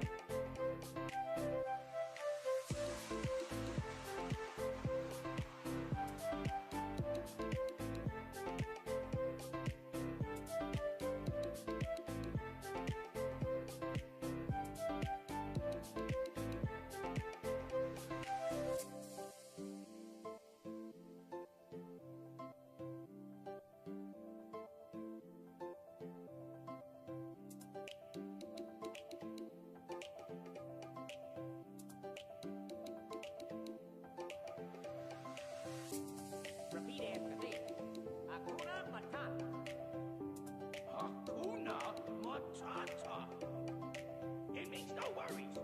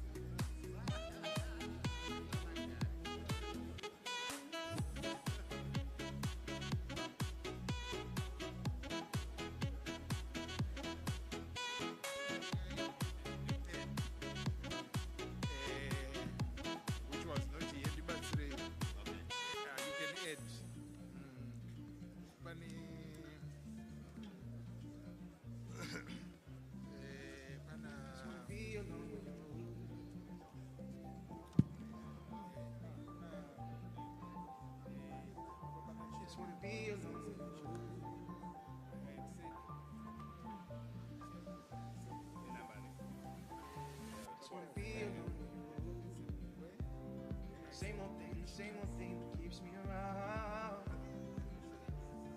If you wanna come around, baby, it's cool. And if you wanna fuck around, baby, I do. Just wanna be alone with you, of course. With you, of course. With you, of course. With you, of course. Just wanna be alone.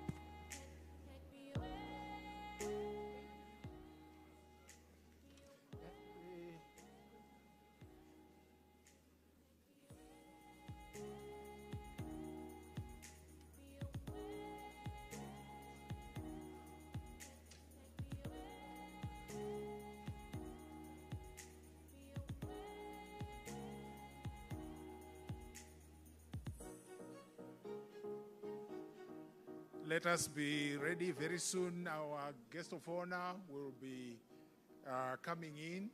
So let us take our seats and prepare to receive our guest of honor. When he arrives, we will ask all of you to stand, and then we will have our 3 national anthems.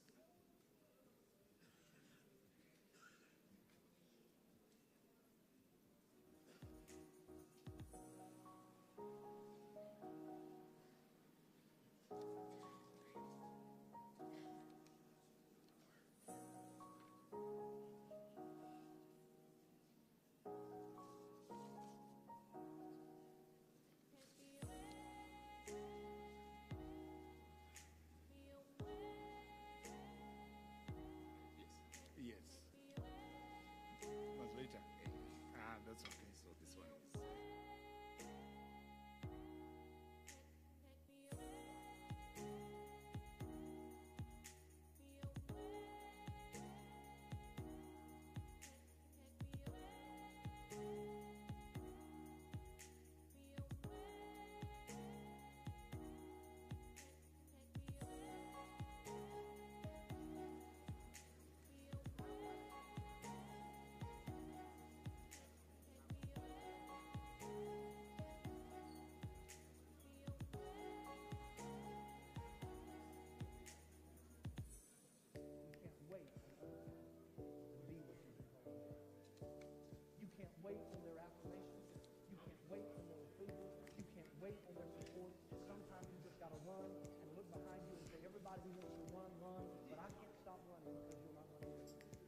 Listen to me, hear me. You can't stop chasing your dream just because somebody in your life won't chase it with you. You can't stop believing in yourself just because somebody in your life won't believe in you. You can't stop chasing the dreams of your life just because when you know when you do it, you're going to have to do it all by yourself.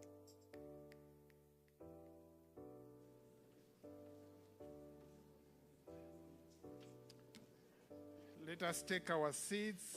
Let's take our seats.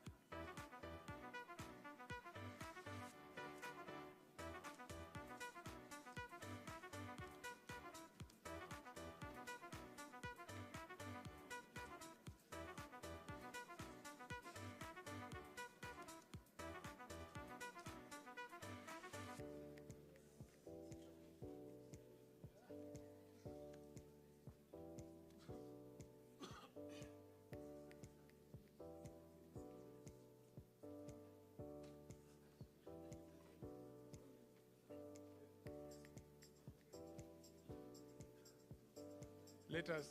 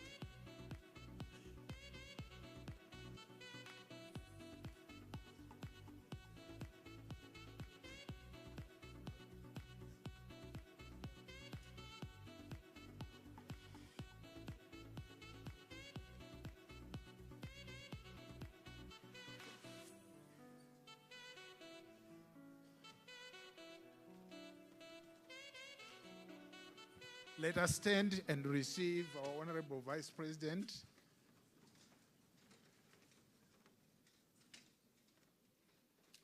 Let us remain standing and receive Honorable Vice President Chiwenga and Honorable Vice President Mohadi.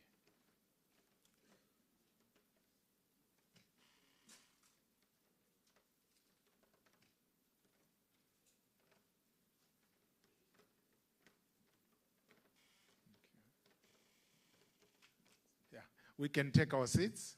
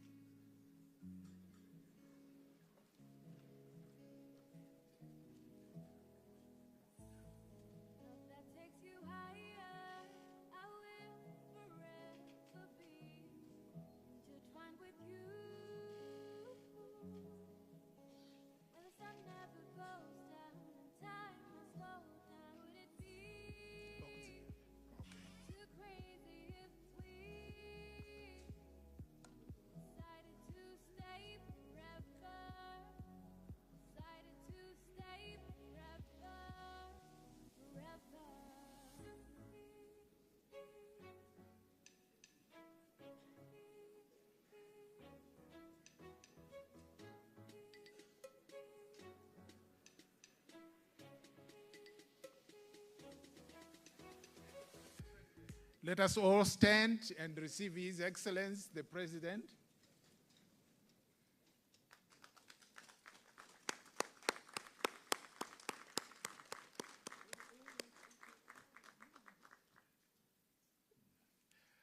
Let us remain standing as we have our national anthems, starting with the national anthem for Zimbabwe, the national anthem for SADC, and then the national anthem for the African Union.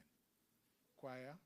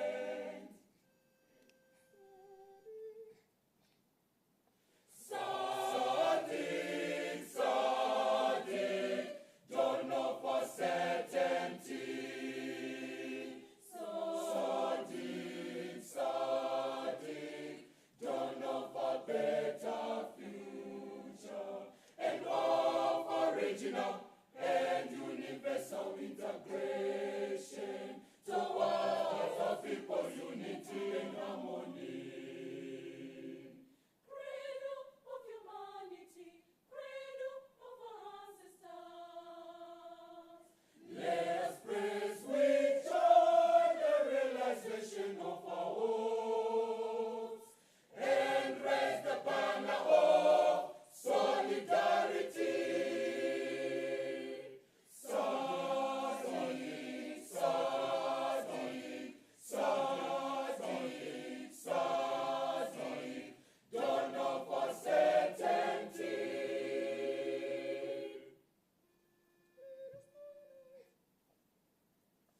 Let us all unite and celebrate together the victories won for our liberation. Let us dedicate ourselves to rise together to defend our liberty and unity. Oh, sons and daughters of Africa, flesh of the sun and flesh of the star, let us make Africa the tree of life. Let us take our seats.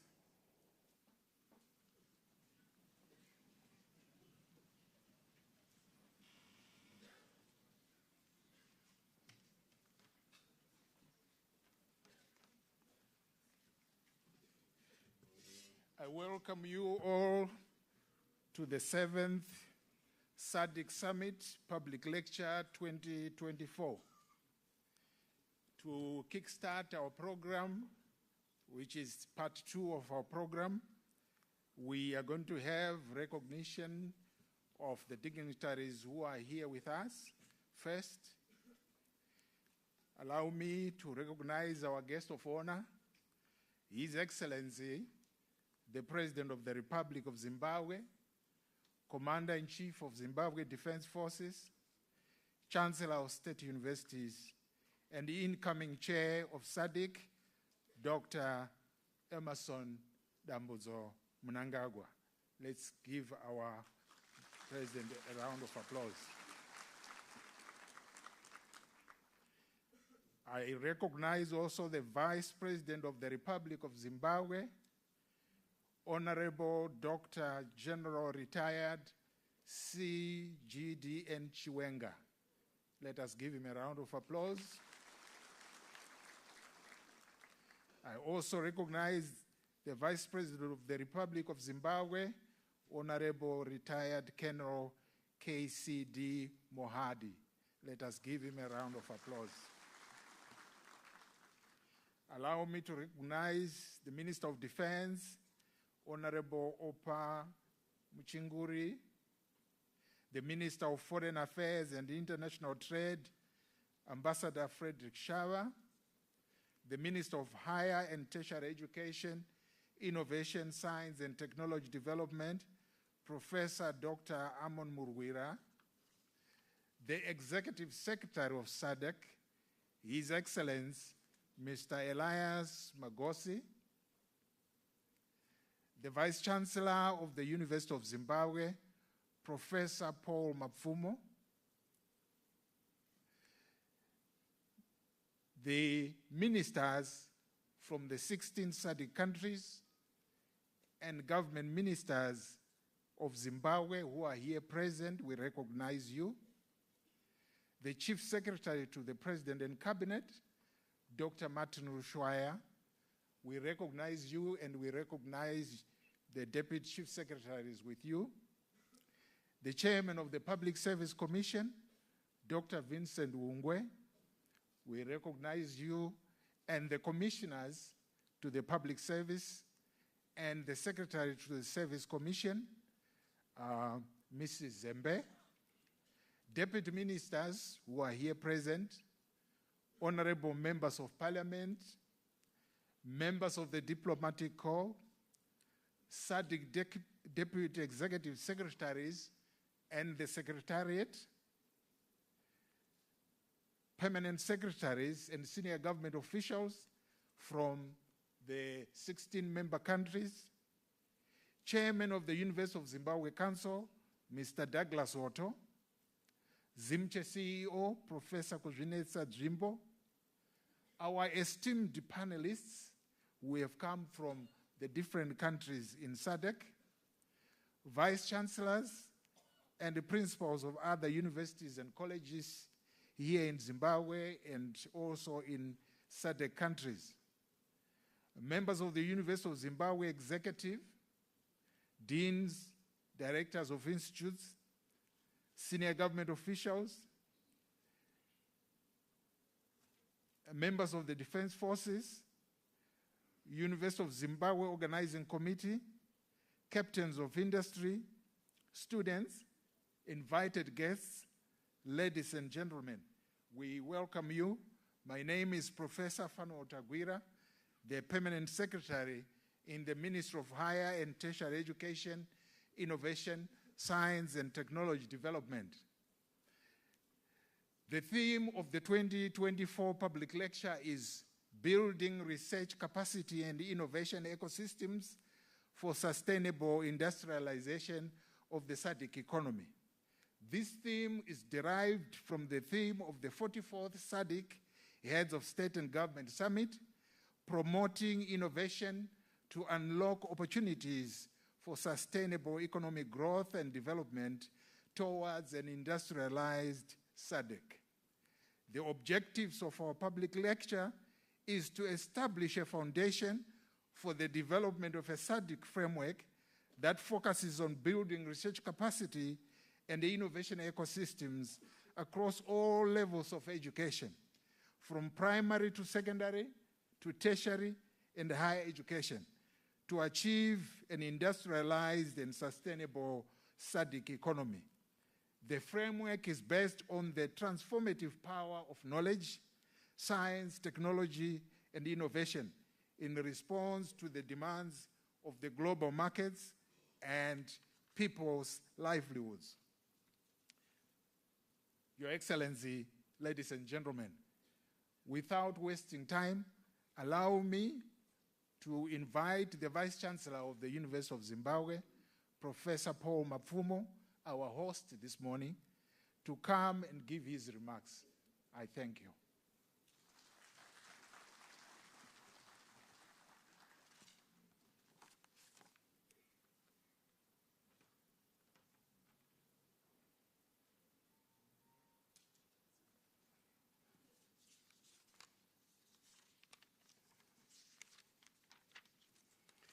Your Excellency,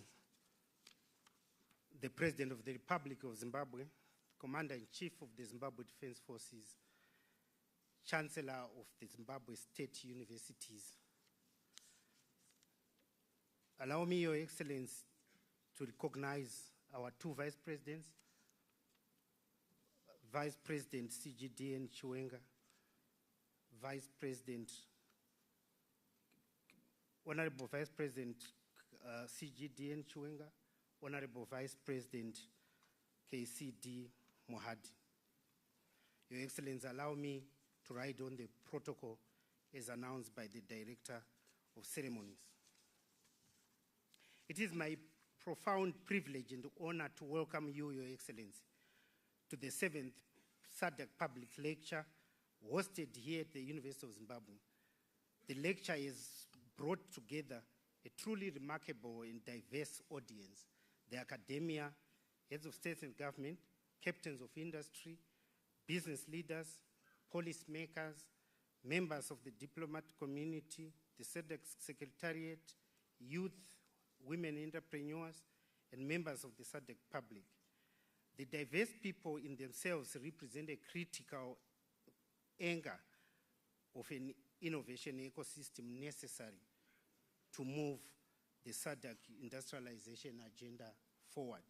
Your Excellency, by gracing us with your presence and visionary leadership, you have assembled all the necessary components of the current and future ecosystem.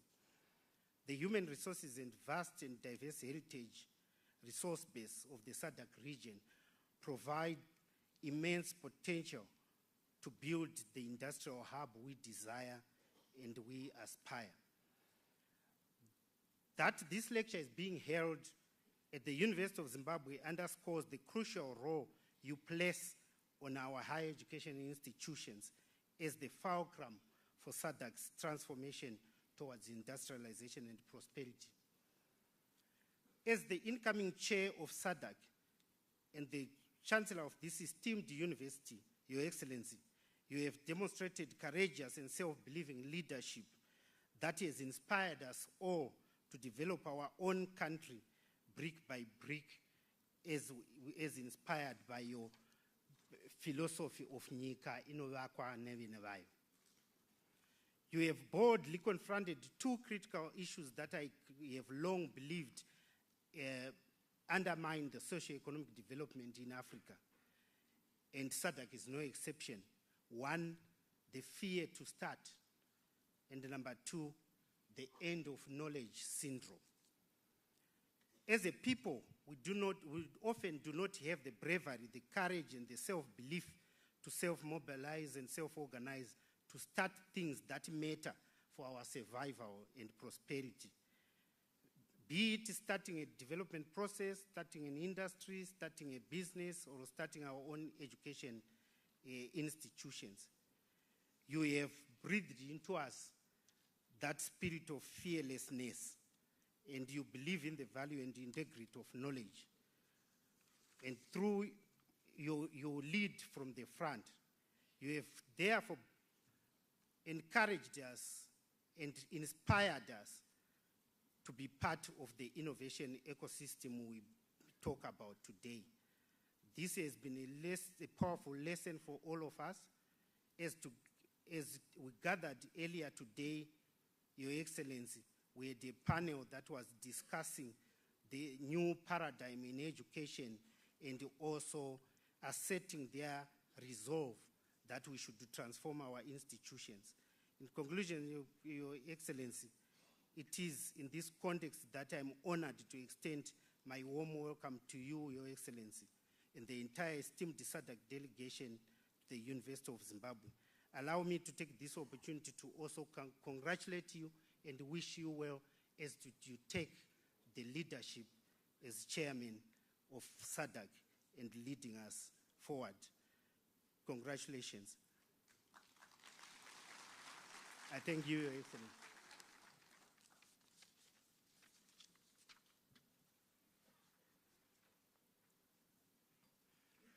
Let us give the Vice Chancellor another round of applause.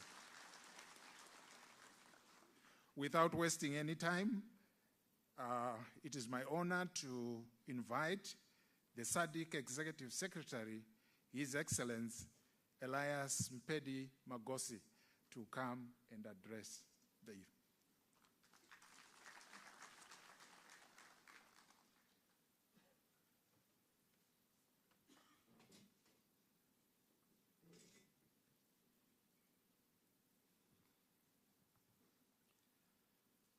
Thank you very much, our Director of Ceremony, Your Excellency, Dr. Emmerson Mnangagwa, President of the Republic of Zimbabwe, the incoming Chairperson of SADC, and the Chancellor of State Universities of Zimbabwe, Your Excellencies, the Vice Presidents of this Republic, Dr. Constantino Chiwenga, and Colonel Kembo Mohadi, Professor Amon Morira,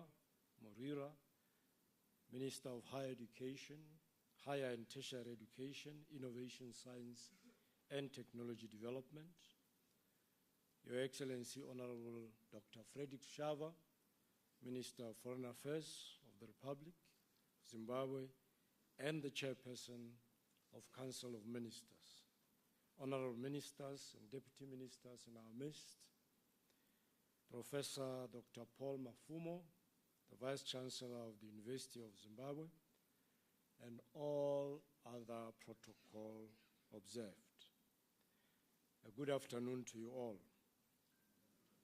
It is my honor and privilege to deliver these remarks before you this afternoon this year's SADC public lecture. SADC public lectures are convened on the margins of ordinary summits of head of state and government to raise public awareness about SADC and provide an excellent platform for engagement on policy and many other dimensions of the SADC integration and development agenda. On behalf of SADC Secretariat, allow me to warmly welcome you all to the lecture. Let me also extend our profound gratitude to the government of the Republic of Zimbabwe and the management of this university for collaborating with the SADC Secretariat to organize this important event. We are greatly honored by the presence of His Excellency, Dr. Emmerson Mnangagwa, President of this great republic and the incoming chairperson of SADC. And I are delighted, Your Excellency, by Your Excellency's gracious acceptance to be the guest speaker and deliver the public lecture today. I am informed, Your Excellency, and I think it has been mentioned now, that you are the Chancellor of all state universities in this republic. And I believe that with the exposure to diverse mandates and varied research products from all these institutions, we will be treated today to a rich, educating, and empowering lecture from you. We look forward to receiving knowledge from your rich wisdom and immense experience. Your Excellency, ladies and gentlemen, a university is a perfect platform, in my view, for a public lecture because, as the University of Johannesburg highlights, and I'm paraphrasing, such lectures ignite critical intellectual inquiry and promote various subjects to wider audiences. Such lectures, we are informed, attract various stakeholders, including undergraduates, postgraduate students, university staff, and especially the public, why it's a public lecture. We are also informed that lectures present exceptional research contributions, as well as highlight the involvement of academics in addressing real and material problems in our society and the environment. A few takeaways for me from the above description. The first, targeting and engaging the public in such intellectual rigor and exchanges helps bring these academic institutions closer to citizens to appreciate their value and contribution to society. Second, they are supposed to address or solve real problems societies face, not just to focus mainly on scholarly academic achievements. I'm also a strong believer, Your Excellency, that our universities in the region must live up to these expectations I just described, lest they are rendered irrelevant, purely academic, and self-serving. Third and lastly, most of these institutions are founded or are funded by their governments, state institutions especially. It is my fervent belief, therefore, that they must be challenged to make a good return on investment. It is only when they are solving old and contemporary societal problems that they are truly worth the investment the public, through governments, places on them. Today's topic of the public lecture, titled Building Research Capacity and Innovation Ecosystems for a Sustainable Industrialized SADC Economy, is relevant to the SADC agenda, with specific focus on science, technology, and innovation. Our region has enormous potential to exploit its natural and human resources by diversifying its economies primarily through industrialization.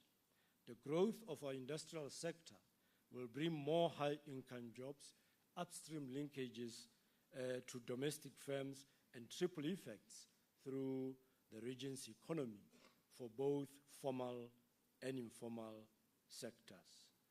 However, the current pace of industrialization in the region needs to be accelerated, and this is where enhanced research capacity and innovation technologies come in. This is where universities must become relevant and catalyze the region to achieve real and meaningful industrialization.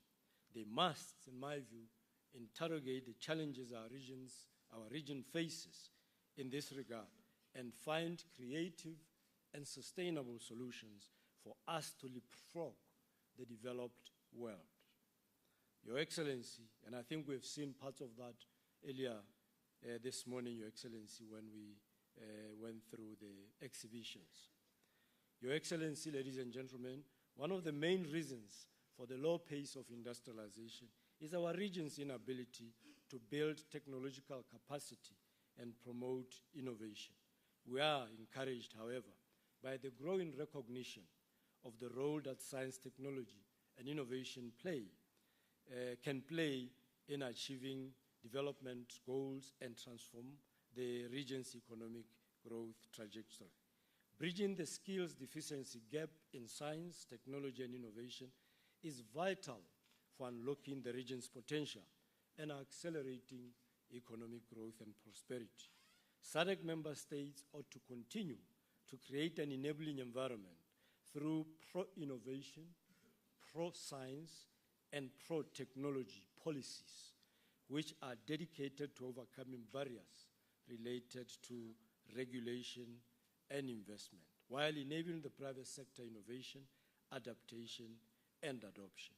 At the same time, governments ought to invest in creating an ecosystem that facilitates investment in science and technology in a way that will not just accelerate discovery, but also allow innovations to enter the marketplace more quickly and easily. Innovation can result in increased productivity as one finds means and ways to improve existing processes, streamline operations, and implement new forms of technology. In line with the SADC Protocol on Science, Technology, and Innovation, which entered into force in 2017, we are implementing regional programs to facilitate research, innovation, and technology transfer, where some progress has been made through the increased STI policies, as well as financial commitment to research and development. Several member states have adopted STI policies, and almost all member states have a dedicated government department responsible for this function, as well as specific institutions assigned to implement related programs. Your Excellency, the SADC Secretariat is currently working on developing regional support programs to bolster innovative ecosystems and startups. We are also working on the development of a regional startup model law framework. In addition, the Secretariat has considered, and I think it's important, the establishment of the Regional Innovation Fund as a part of its priority projects. The purpose of this fund will be to strengthen regional innovation systems, especially the linkages between the public, the private, and academic sectors, which I think we're already seeing with the exhibitions outside, which are key to driving industrialization. Some of the issues which needs to be addressed include bridging the technological divide through access to technologies and sharing experiences and successes within the region and promoting inclusive innovation. Member states are also encouraged to build a strong science culture which encourages collaboration within and between countries around science, technology, and innovation. Your Excellencies, ladies and gentlemen, as I conclude, I would like to emphasize that science, technology, and innovation will remain a major enabler to achieving the development goals of SADC and its member states. SADC's growth, competitiveness, and economic transformation will require sustained investment in technologies and continuous innovation in areas such as agriculture, clean energy, education, health, and biosciences. By investing in science technology and promoting innovation, we can empower our youth to become drivers, not only of economic growth and job creation, but also of solutions to the pressing contemporary challenges facing our region. We ought, Your Excellency, to be deliberate and empower them, trust their judgment and abilities, and allow them to blossom as a flower and flourish. Without us doing this enablement, they will remain a wrapped package that we may never know what is inside. It is time to unwrap the package and reap the demographic dividend. With these few remarks, I wish to once again welcome you all to the 2024 SADC Public Lecture. I thank you, merci beaucoup, muito obrigado, asante sana, tatenda, yalebo.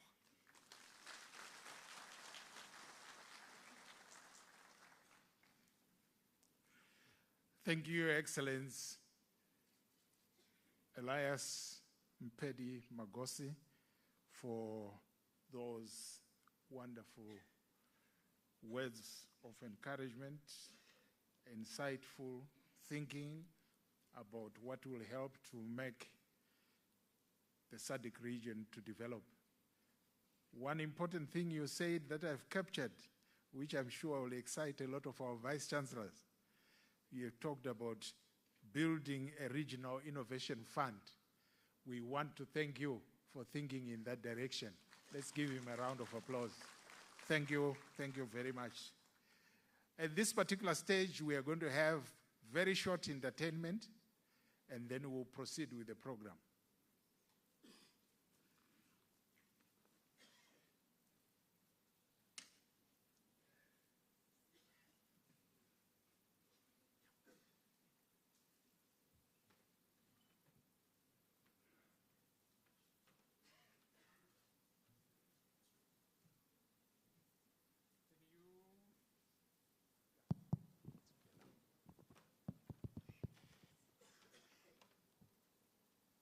Where are you hiding amongst the giants? Stand up tall and let all continents see how you look from a distance. Well, I can see that colossal alliance by the name SADC. Please, may I shake your hands in exhortation of the transformations across our African lands. Viva SADC, viva! Viva SADC, viva! Pardon my manners for not introducing myself first. I am the jester of jest, a wordsmith of wit, whose verses are sure to make you sit up and commit to the journey of poetry where logic takes the back seat. I answer to the name Tinotendas Gauke, here to recite a poem. Viva SADC, long may you thrive. Viva SADC, viva! Viva SADC, viva! United we stand, and divided we fall. A sole country can only manage what's on its shore, but their amalgamation to form a block will explore the ocean's core. Umoja ni nguvu, unity is strength. Let us embrace it with all our heart's length. I am not adept at calculus, but there is your rhetorical equation. The integral of 16 from South Africa to DRC, we get 1, making it an infinite triumph, second to none. Blurring the borders, but collocating the roads to a brighter Africa that never fades. Viva SADC, viva! Viva SADC, viva! Viva SADC, long may you thrive, bringing peace and joy to all in you who live. Como Senor Esther, the distinguished representatives of SADC, I can see you are all burning with ideas to speak Of course, to speak development at its paramount peak, well, the suits are gathered in one venue, driven by their insatiable appetite to drive societies anew, highly motivated to combat racism, boldly charging in with its 2024 sounding theme, a verse which shall kindle innovation's flame. Lastly, trade and tourism brings you to global spotlight, ensuring Southern Africa shines so bright. To see your wondrous might, they never cease to take a flight, unequivocally day and night. So here's to you, the development community. May your summit be filled with hilarity. But more importantly, don't forget your African proverbs and jokes that incites roars of delight. May a round of applause now ring out with glee, for this performance is over now. And with this, I shall take my final bow. Thank you.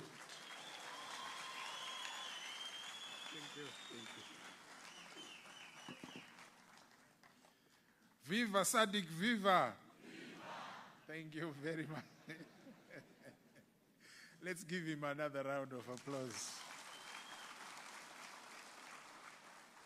At this stage, allow me to invite my own honorable minister, Honorable Professor Dr. Amon Murwira, to give his remarks and also to introduce the next speaker. Thank you.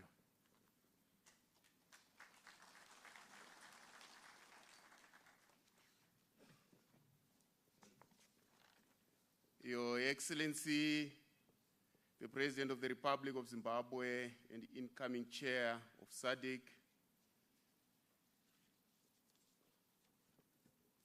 and Chancellor of Zimbabwe State Universities. Your Excellencies, you may allow me to say all protocol observed.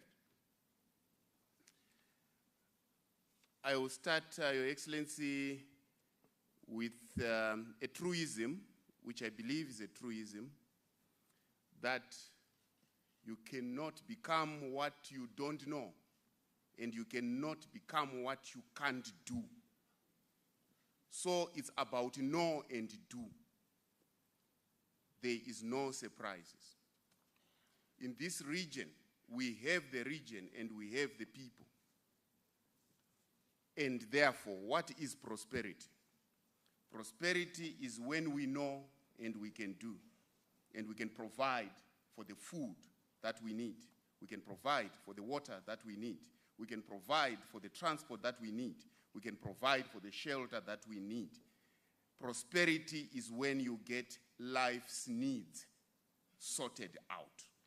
If we have got country A and country B, and they have got exactly the same number of resources, same quality of resources, country A and country B. But country A seems to be more developed than country B. There is only one variable. It must be the people that make country A more developed than country B. So what happens to these people? It must be education. And then what kind of education must it be? It must be an education that teaches people how to live, that teaches people how to plow, that teaches people how to build their own shelter, that teaches people how to make their own phones, that teaches people how to make their own roads, that makes people do things that they must do.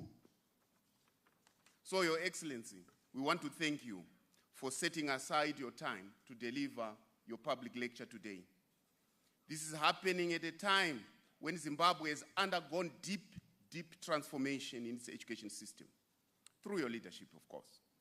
The deep transformation in our education system is thoroughly informed by our quest to transform the lives of our people by meeting their needs: food, shelter, water, connection. Your Excellency, you would allow me to repeat this statement. Poverty and education cannot be used in one sentence. If you are educated, you cannot be poor.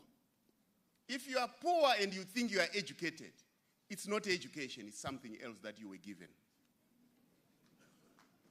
So, Your Excellency, through the application of correct knowledge, skill, values, and attitudes imparted through a well-configured and designed education system, we shall prosper.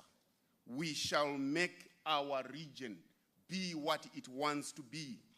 Your Excellency, you configured our education system from a colonial education 3.0, which was encouraging reading and writing and then, cramming. And then you transformed and you said we shall be heritage-based 5.0. We shall industrialize. We shall innovate. We shall do our education to produce what we need. So this is a transformation. This is a revolution. We are departing from that education designed to produce workers to an education system designed to produce its own people, its industrialists. Your Excellency, your realization that no country can develop faster than the development of its education system necessitated this deep transformation in our education system. And we believe this is the basis of the revolution of the mind. And you call it Chimurenga Chepfungwa, the mental revolution. We have hands, we have minds, we have everything that makes a human being. But if the mind has not been transformed to do and to think, then we have a problem. You coined the term Chimurenga Chepfungwa. The revolution of the mind is what we need. High levels of national development are necessarily a function of education. Dominating the technology curve, Your Excellency. We cannot develop beyond what we can do and what we know. Your Excellency, allow me to just very quickly define poverty.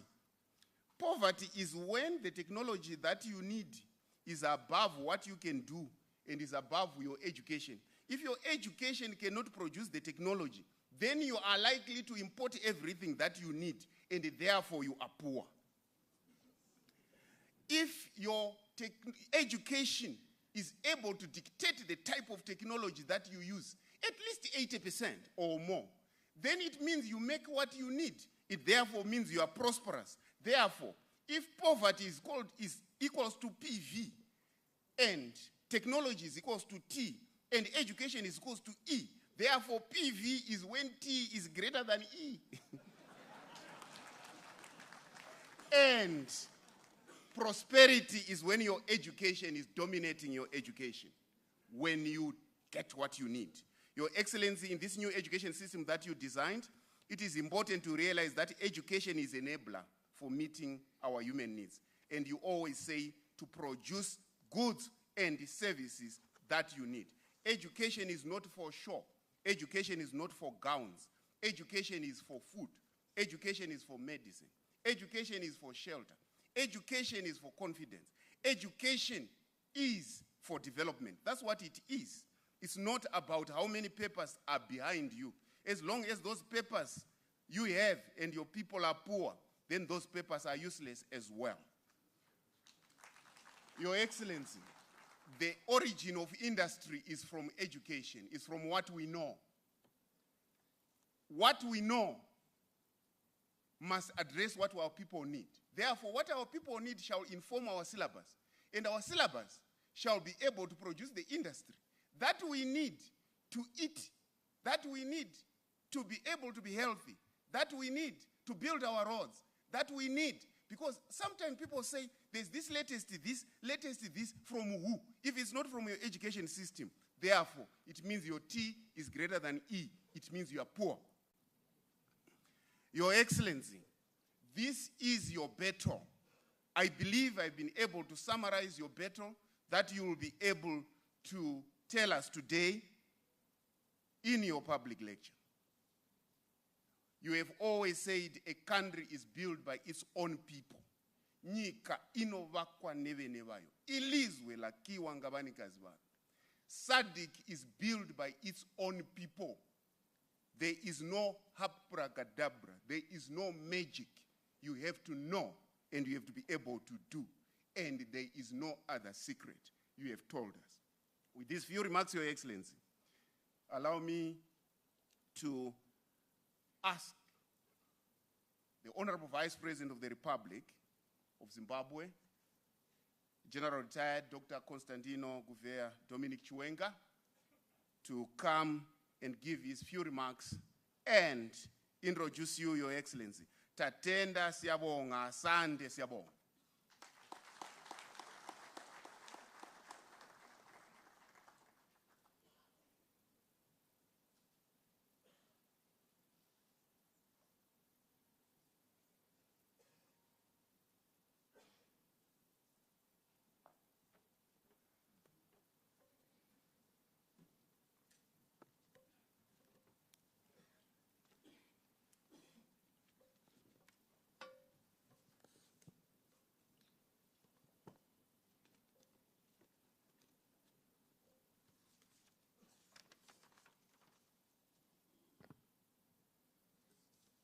The Director of Ceremonies and Secretary for Higher and Tertiary Education, Innovation, Science and Technology Development, Professor Fanuel Tagwira, Vice President of the Republic of Zimbabwe, Honorable Colonel Retired Campbell Dugish Mohadi, Honorable Minister of Defense and Chairman of the ruling party of Zimbabwe, ZANU-PF, Comrade Osi Z. Mchinguri Kashiri, and Speaker of Parliament, Honorable Jacob Mdenda. Our host minister for Harare Metropolitan Province, Honorable Charles Tavengwa, Minister of Higher and Tertiary Education, Innovation, Science and Technology Development, and Minister who defines poverty and education well, Honorable Professor Amon Murwera, Honorable Ministers here of Higher and Tertiary Education from the SADC region, SADC Executive Secretary, His Excellency Elijah Mangosi, Your Excellencies, let me ride on the protocol already given. Ladies and gentlemen, good afternoon to you all. It is my distinct privilege to introduce the guest of honor at the 7th Southern African Development Community public lecture. This year's public lecture is being held under the theme, Building Research Capacity and Innovation Ecosystems for a Sustainable Industrialized SADC Economy. This theme dovetails with the overall 44th Ordinary Summit Heads of States and Government theme, which is promoting innovation to unlock opportunities for sustained economic growth and development towards an industrialized SADC. These two themes aptly capture our collective resolve as a region to embrace innovation as a way to boost industrial productivity and accelerate industrialization to uplift the livelihoods of our people. Distinguished guests, our guest of honor, the President of the Republic of Zimbabwe and incoming Chairman of SADC, His Excellency Comrade Dr. Emmerson Mnangagwa, is one of Africa's visionary leaders, a liberator and a revolutionary.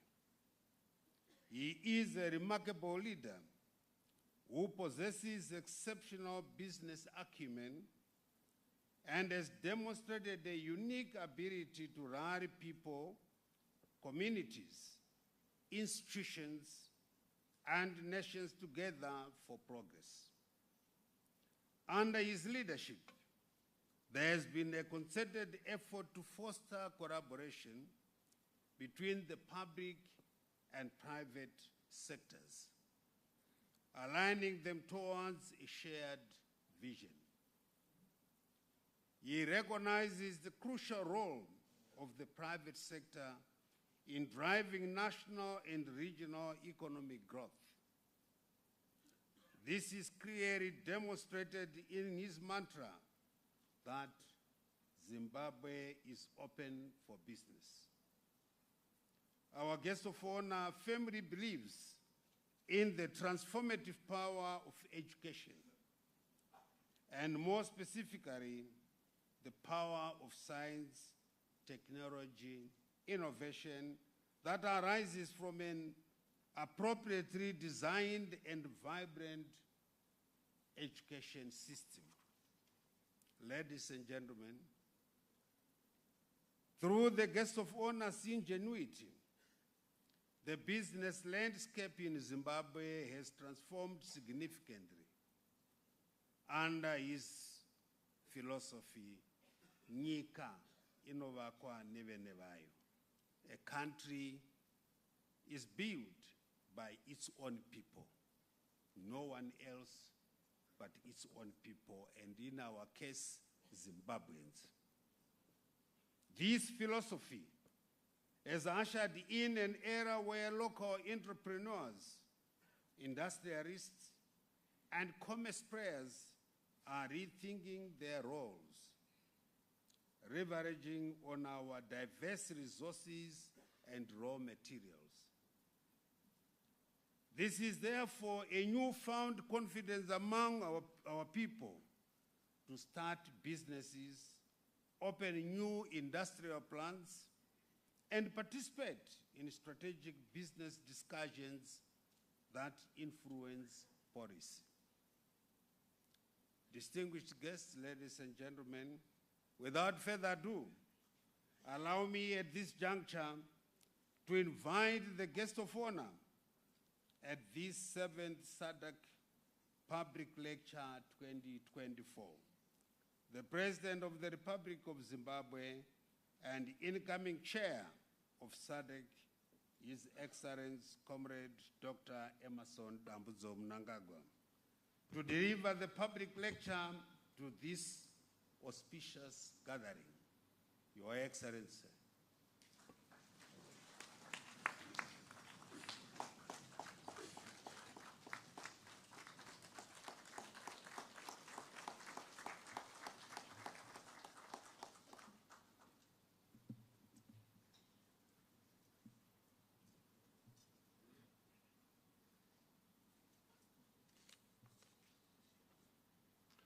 Kindly be seated.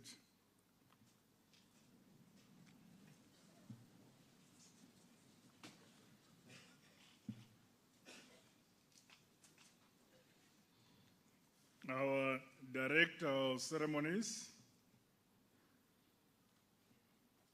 our host, the Vice Chancellor of the University of Zimbabwe, Professor Paul Mafumo, the Honorable Vice President, General Retired, Dr. C.D.G.N. Chiwenga, Honorable Vice President, Colonel Retired, K.C.D. Mohadi, the Minister of Defense,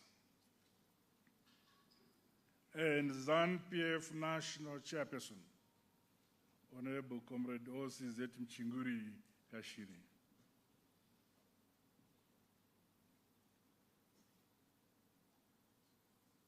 Minister of Foreign Affairs and International Trade, Chairperson of the SADC Council of Ministers, Ambassador Frederick Shava, ministers and deputy ministers who are here.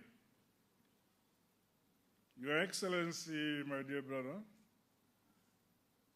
Elias Mpendi Magosi, SADC Executive Secretary, welcome. Your Excellency, Executive Secretary of the United Nations Economic Commission for Africa, Ifizia Ambassador Gatete,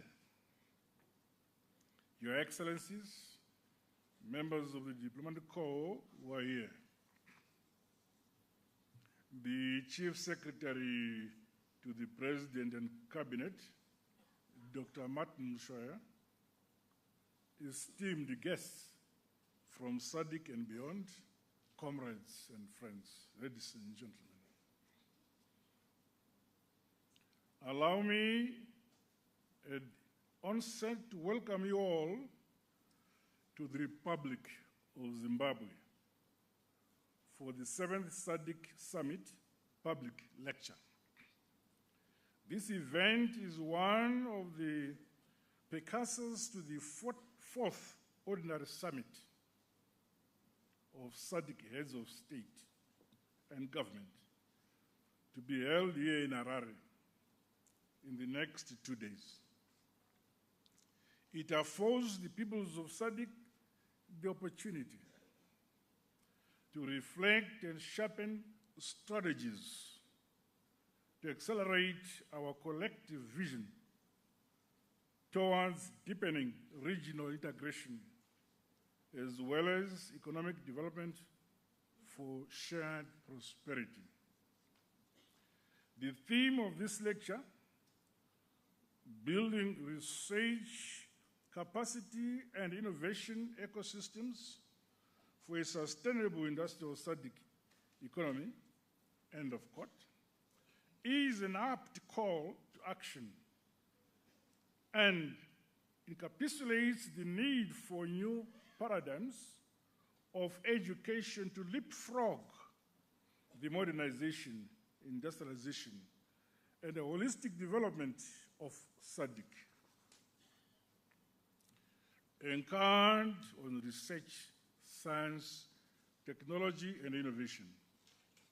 In the case of Zimbabwe, this urgent imperative reality saw us successfully implement our heritage-based education 5.0 philosophy. This discussion is being held against the backdrop where the SADC region has not been spared from the vagaries of climate change-induced weather calamities, manifesting as droughts and cyclones in our region. Additionally, other global shocks such as pandemics, geopolitical conflicts, and the shifts in world trade patterns all have far-reaching consequences to the approaches that must be adopted by developing countries for a sustainable future. Combined, these factors, among others, signal the emergence of a new economic world order. Our SADC bloc has to position itself strategically to convey the realities of both domestic and global events into economic and business opportunities that lift our people into greater prosperity. We have a duty to boldly and proactively address enclaves of disproportionate socio-economic development in our societies. The region should never play second fiddle in the arena of international economic relations. Leveraging on our combined resource endowments and human capacities, the region must emerge as a competitive economic bloc with requisite capabilities to produce a wide array of goods and services. As SADC member states, we have all it takes to succeed. Esteemed guests, in our quest to address the critical question before us, it is critically important that we remain confident in our identity and capabilities. We are Africans, and a proud Southern African peoples with a rich history of development and exploits, including conquering the oppressive racist colonial regimes from other territories into our area.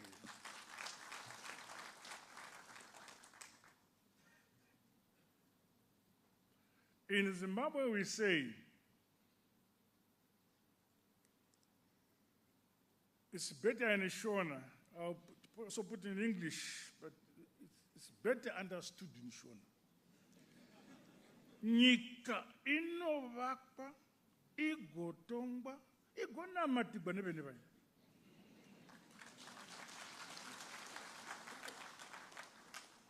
Zvoda kumwire mvura izvi.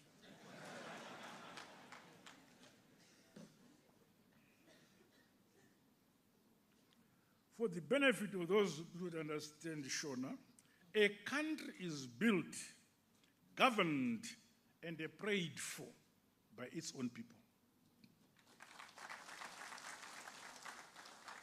This underscores the weighty responsibility we all carry to drive development in our countries from both an individual and collective standpoint. Gone are the days where we depended on people from elsewhere to develop our economies, provide services for our communities, and avail goods for our industries and commerce. The forebearers and founding fathers of SADC fought for the political liberation, the democracy and independence and freedom we are presently enjoying. This current generation of SADC citizens, yourselves, should take deliberate steps to exit perpetual dependence. It is at such forum that we should identify the goods being currently imported into the region so that our talented innovators and the vibrant institutions and the young generation can lead in import substitution.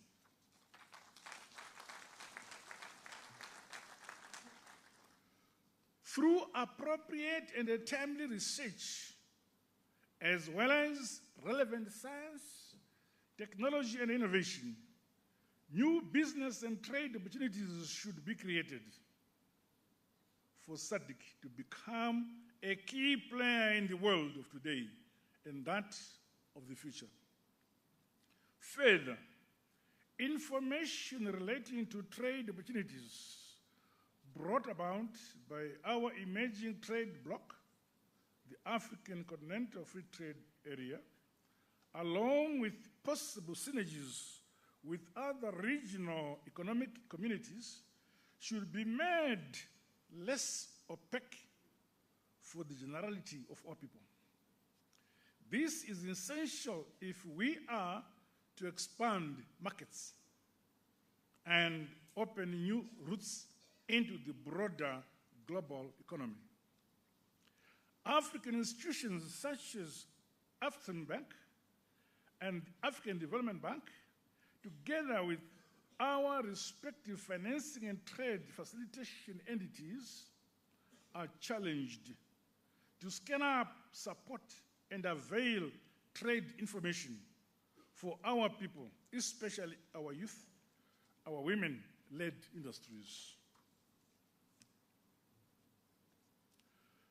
To harness the new opportunities, SADC member states must sharpen capabilities around identified areas of comparative advantages. We should create business and trading niches which are unique and yet complementary to the countries of our region. For example, the next industrial revolution will be powered by renewable energy, primarily driven by lithium and the solar energy, which we have in our region. As such, more research and skills must be developed to enable the establishment of a new generation of companies and industries around these subsectors to produce new forms of value-added goods and products. For all the above to happen, along with accelerated modernization and industrialization, the right development philosophy is fundamentally important. This, in my view, lies in transforming our education and research ecosystem to be anchored on science, technology, and innovation.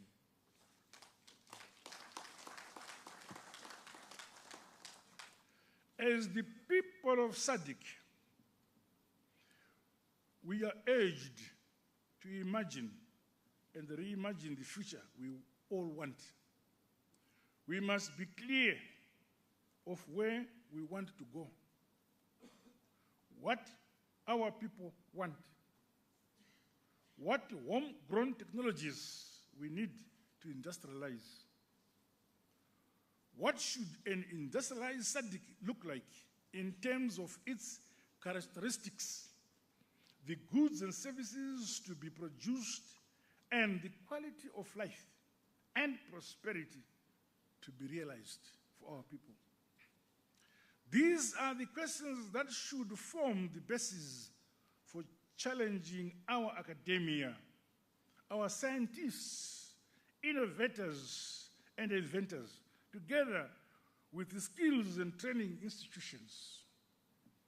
You, our young generation, we have created this environment for you to excel.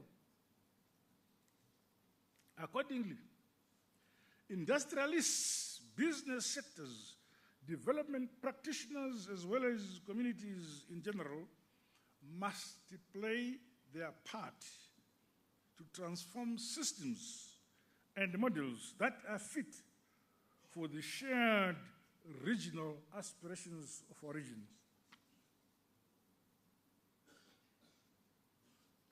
The proposals and recommendations from the recently held SADC Industrialization Week were insightful with regards to the trajectory to move our industrialization agenda forward.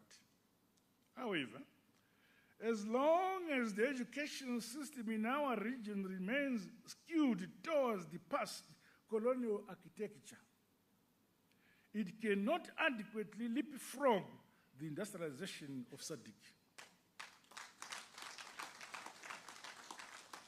We must therefore transform the educational space to produce innovators and industrialists equipped with the skills and competencies that develop products to meet the needs of our people.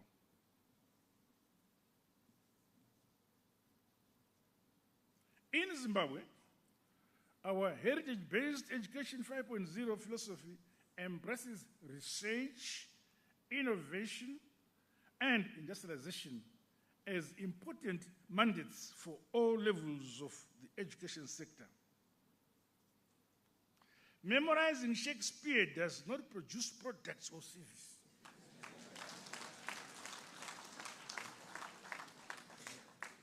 We should focus on our God-given natural and cultural endowments to drive development. The appropriate research and innovation are fundamental to the advancement of both our domestic and regional development agenda. With the correct configuration of our education, innovation, science and technology ecosystems, we can unlock maximum value from our natural resources and the human capacities. The change of the education framework has seen my government setting aside a specific budget for innovation, research, and development.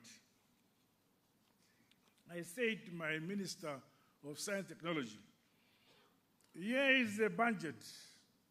Tell our girls and boys at our universities to dream and dream. Make products and services. Praise those who succeed and praise those who fail.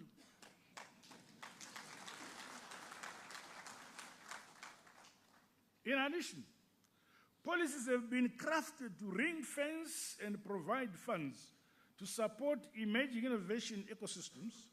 This has resulted in the establishment of innovation hubs, industrial parks, science parks, and incubation centers across all institutions of higher education in Zimbabwe. We fund all our institutions of higher learning for our boys and girls to waste the money. Imagine. Out of 100 cases, we may have 3-5 successes. 95 is wasted, but that is progress. Through the new education framework, our young people in the universities and colleges have exhibited immense capabilities, zeal and determination towards building a modern and industrialized Zimbabwe.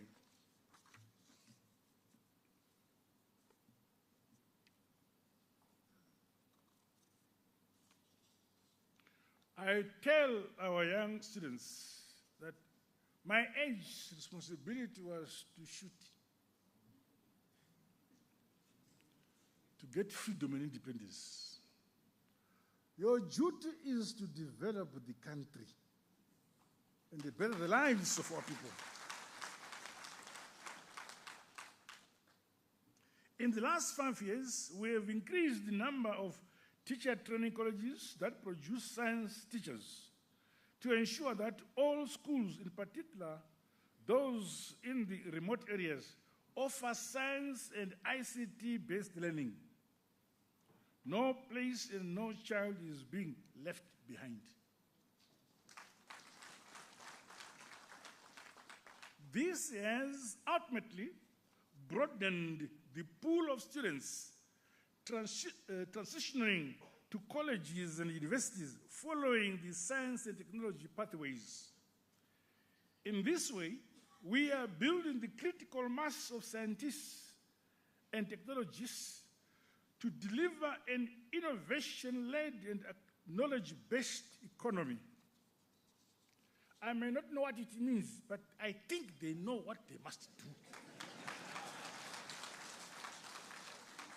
Further, our heritage-based education diversified innovation ecosystem by strengthening linkages between the academia, industry, and commerce. This transformative education system has started to bear fruit in this country.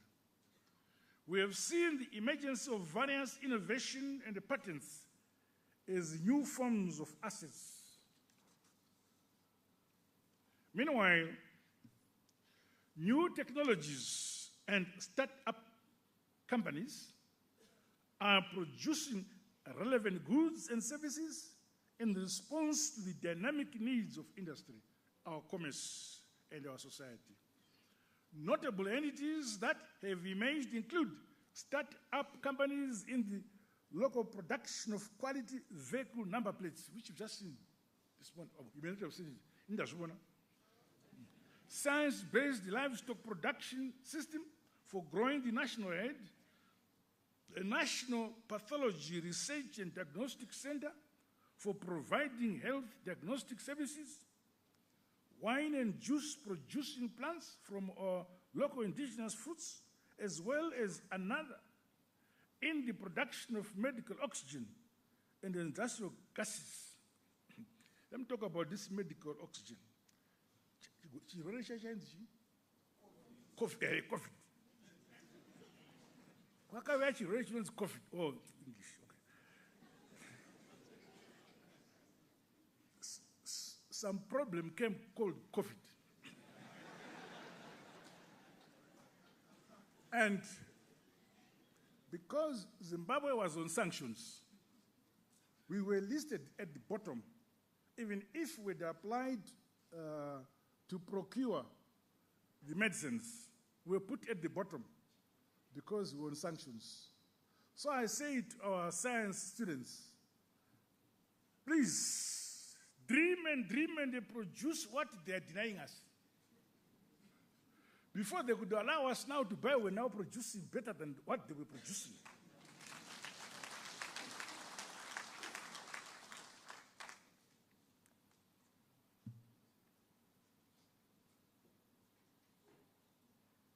And our Papa Manch.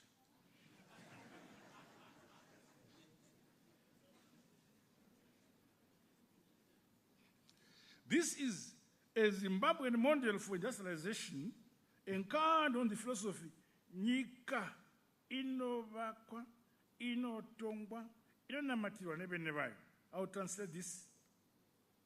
Nyika is country. Inovakwa, it is built. Inotongwa, it must be ruled. Inonamatirwa, it must be prayed for by its own people.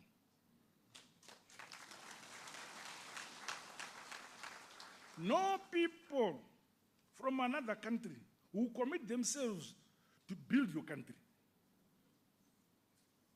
No people from another country who rule your country in the manner you want to rule yourselves. No people who pray for your country in the manner you want to pray for yourself, for your country. But rule yourselves, pray for yourselves. Build your country yourselves. These three. This is what is in heaven.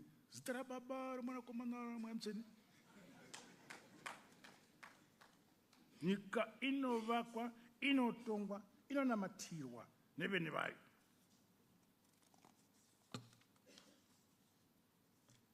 Zimbabwe is ready to share experiences of this journey with SADC member states as we evaluate, review, and restructure our respective education model to drive the industrialization and the modernization of the bloc. Distinguished guests, ladies and gentlemen, comrades, SADC has unique opportunities that position us for success. We have all the requirements to become an economic powerhouse on the global arena. We are endowed with a rich resource base, resilient and interconnected people, vast arable land for agriculture, a wide array of minerals some we have not discovered, a good climate, abundant wildlife, as well as rich culture. Our task is to unlock value from these diverse resources that we collectively share as a bloc. Finally, let me reiterate the important need for SADC to repurpose our human capital resources pool and optimize productivity, specialization anchored on the right education philosophy and configuration.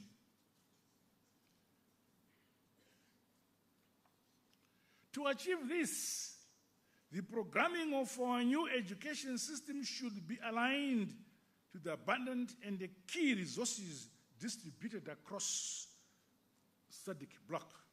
I therefore challenge member states to further reflect on these critical issues as we reorganize and mobilize to drive forward our modernization and industrialization agenda through the requisite knowledge, research, innovation, and new technologies. No one and no member state must be left behind. The future of SADC is in our hands. Siyabonga, tinotenda. Asante sana, merci beaucoup. Obrigado. I thank you.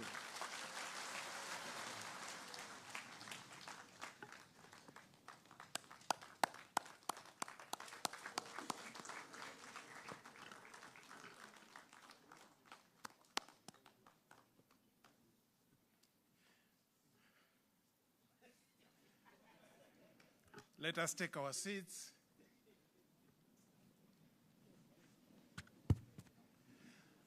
We want to thank His Excellency for a very fascinating and very rich keynote address that he has given us. There is no way I can summarize what His Excellency said. Suffice to just say a few things that stick out as very important. His Excellency said the region must engage in must energize itself and become a competitive bloc.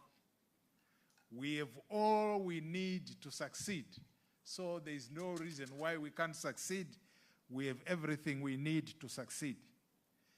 And he emphasized the mantra, nyika inovakwa navene vayo, nyika inotongwa navene vayo, nyika inonamatigwa nevene vayo, which for those who don't understand Shona, he said, build your own country yourselves, rule your own country yourselves, and pray for your own country. This is very important. He has also said the current SADC generation must exit the perpetual mourning and the perpetual poverty syndrome through the harnessing of the power of science and technology, which is very critical for the success of the region.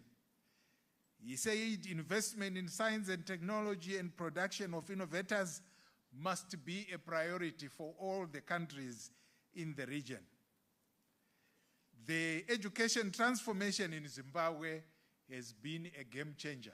And I'm sure all of you who stay here, you know our education is now a game changer for the development of our country. And we know all this came through the visioning and the leadership of His Excellency. Let's give him a round of applause.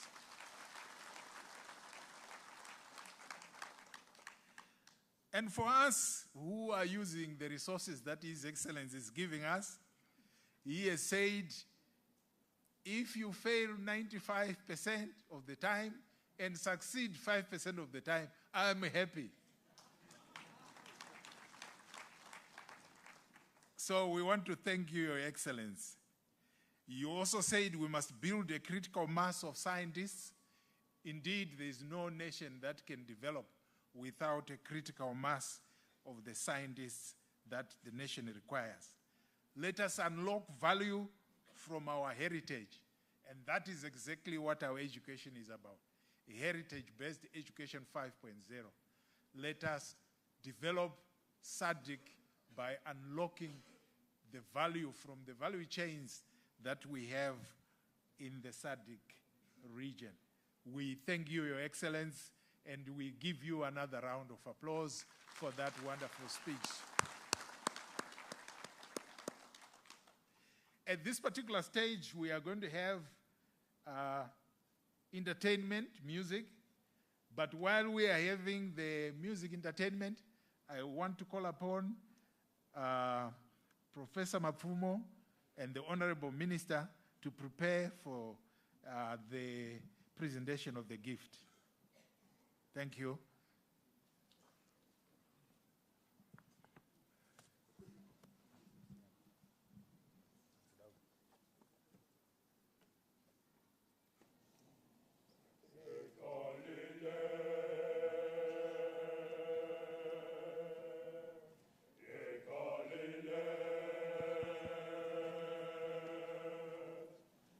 Nabuson Bangan,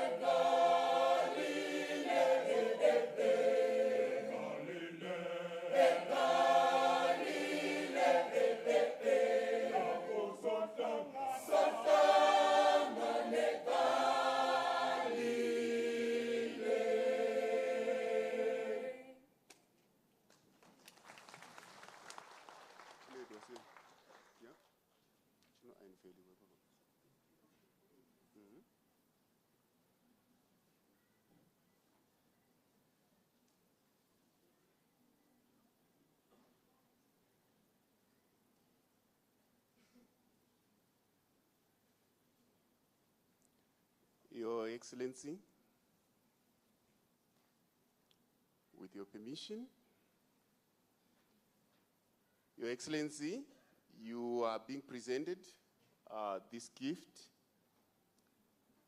from the University of Zimbabwe, and I read, Your Excellency, presented to the guest of honor, His Excellency, the President of the Republic of Zimbabwe, Comrade Dr. Emmerson Mnangagwa, one of SADC and Africa's iconic and visionary leaders, a pragmatic luminary, and the architect of Zimbabwe's innovation-led, heritage-based Education 5.0 on the occasion of the 7th SADC Summit public lecture on 15 August 2024, here in Harare, Zimbabwe, towards a common future.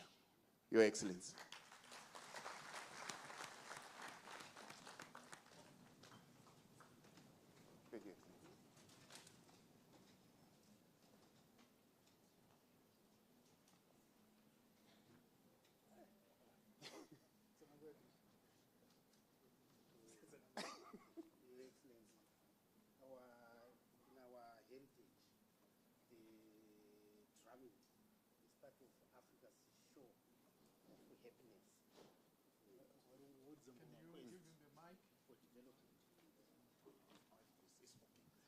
Sorry.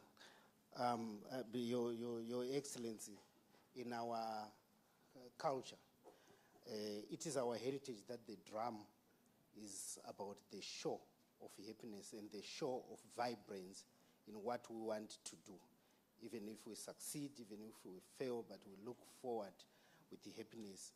Normally, we also brew our own type of beer where people dance and play, and some drink more than others.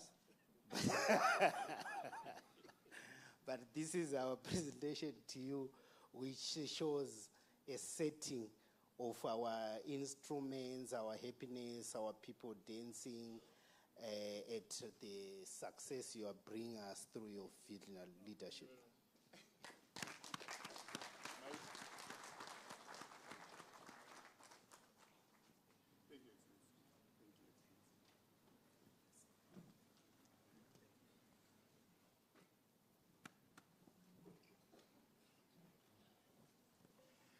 Let us take our seats. Honorable Minister, I would like to invite the Honorable Minister to introduce our next speaker.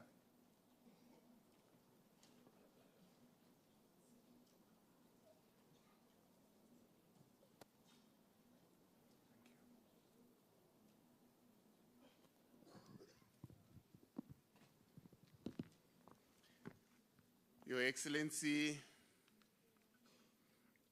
may you allow me to invite the Honorable Vice President of the Republic of Zimbabwe, Colonel Retired Comrade Kembo C.D. Mohadi, to come and propose a vote of thanks.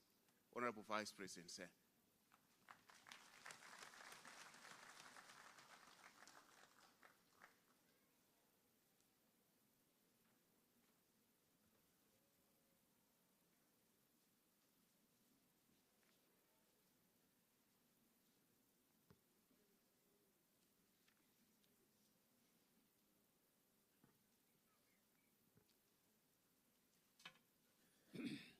Director Ceremonies,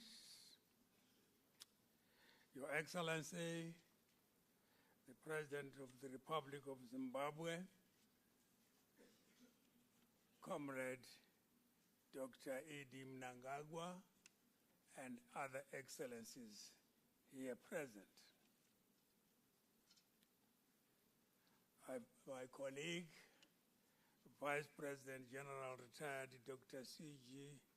D.N. Chiwenga, Honorable Minister of Higher and Tertiary Education, Innovation, Science, and Technology and Development, Comrade Murira. Other ministers and government officials here present. Our host, Professor Dr. Paul Mapfumo, the Vice Chancellor of the University of Zimbabwe. Special mention goes to members of the SADC Secretariat, being led by Elias Mpedi Mohosi. Your Excellency, allow me to ride on all other protocols already established.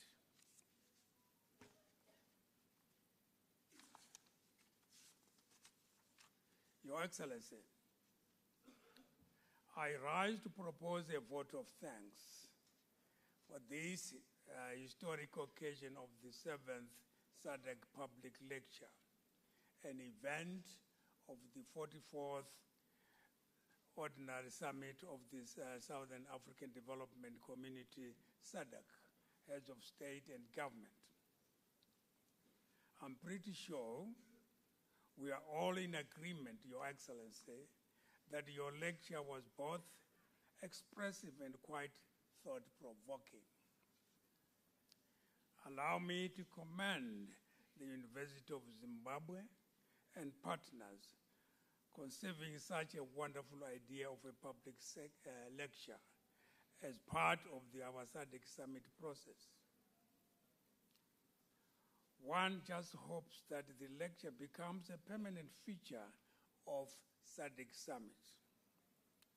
I'm more than happy the idea of public sector came against the backdrop of a successful SADC Industrialization Week, itself another thoughtful initiative of the organizers of the summit. Personally, I take your lecture, Your Excellency, as testament of your unwavering commitment to education, research, and development.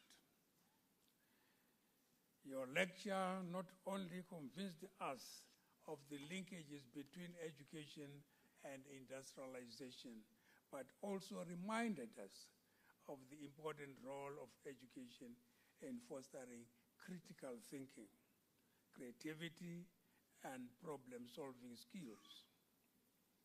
We learned from the nuggets of your wisdom that education provides the knowledge and skills that drive industrialization for our communities in the region. You reminded us of the need to leverage local resources, talents, and skills as we pursue industrialization of our communities as a region.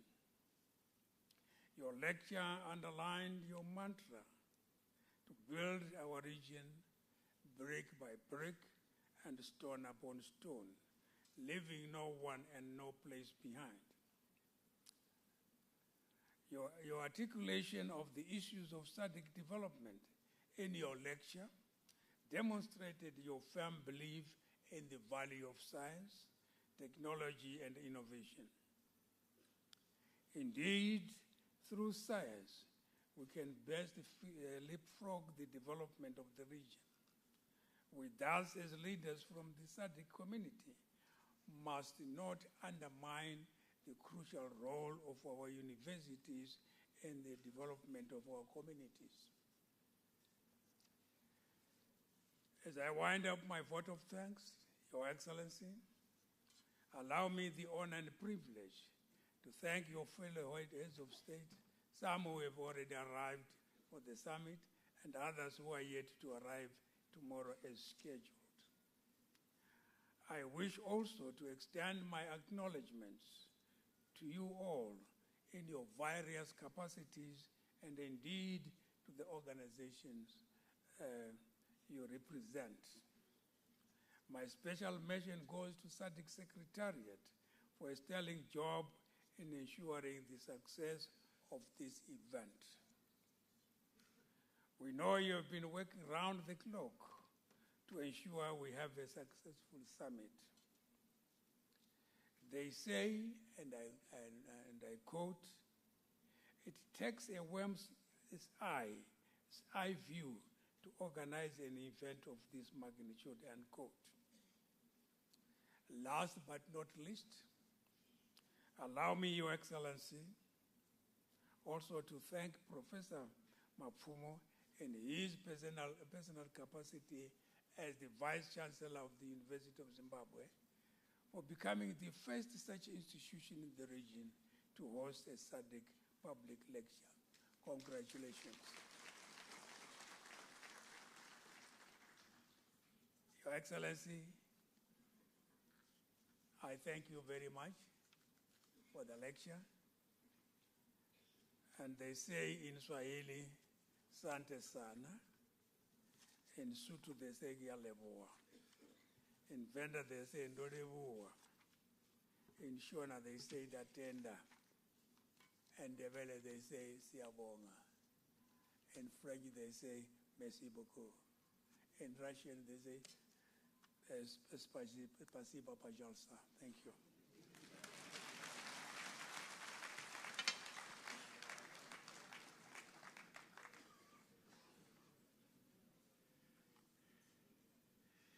Thank you very much, Honorable Vice President. You can all see the Honorable Vice President knows many languages. Kialibu andate. Thank you, Honorable Vice President.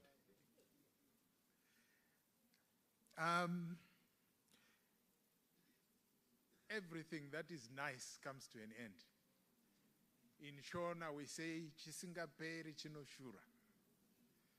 We have come to the end of what has been a very exciting morning, filled with many things, the panel discussion that was taking place here with so much activity, the visits that were arranged by the University of Zimbabwe, and everything crowned by the excellent presentation by His Excellency, where he has said so many things that we in higher education will remember for a long time and will take cue from as we develop our nation together.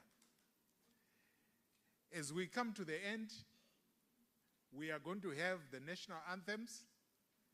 After the national anthems and our guest of honor has departed, I urge all of us to remain behind so that we can be given guidance, because there is going to be a photo session.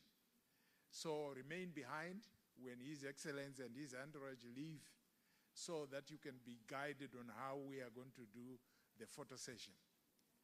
At this particular stage, I would like to ask all of us to stand for the national anthems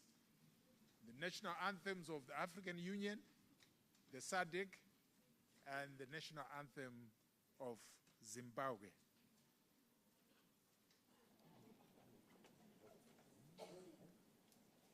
Let us all unite and celebrate together the victories won for our liberation. Let us dedicate ourselves to rise together to defend our liberty and unity. Oh, sons and daughters of Africa, flesh of the sun and flesh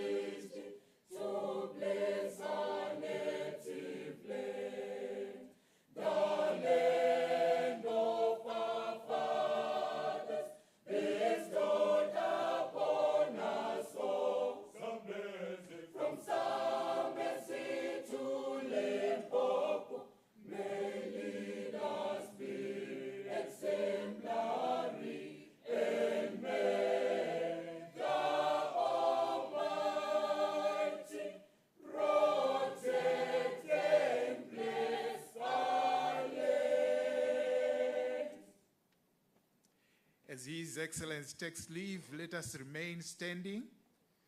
I want to thank you all for coming and joining us this morning. It has been a wonderful morning. Thank you.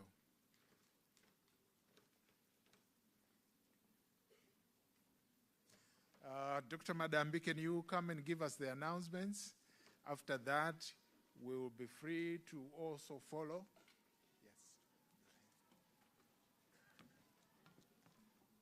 Thank you, PS.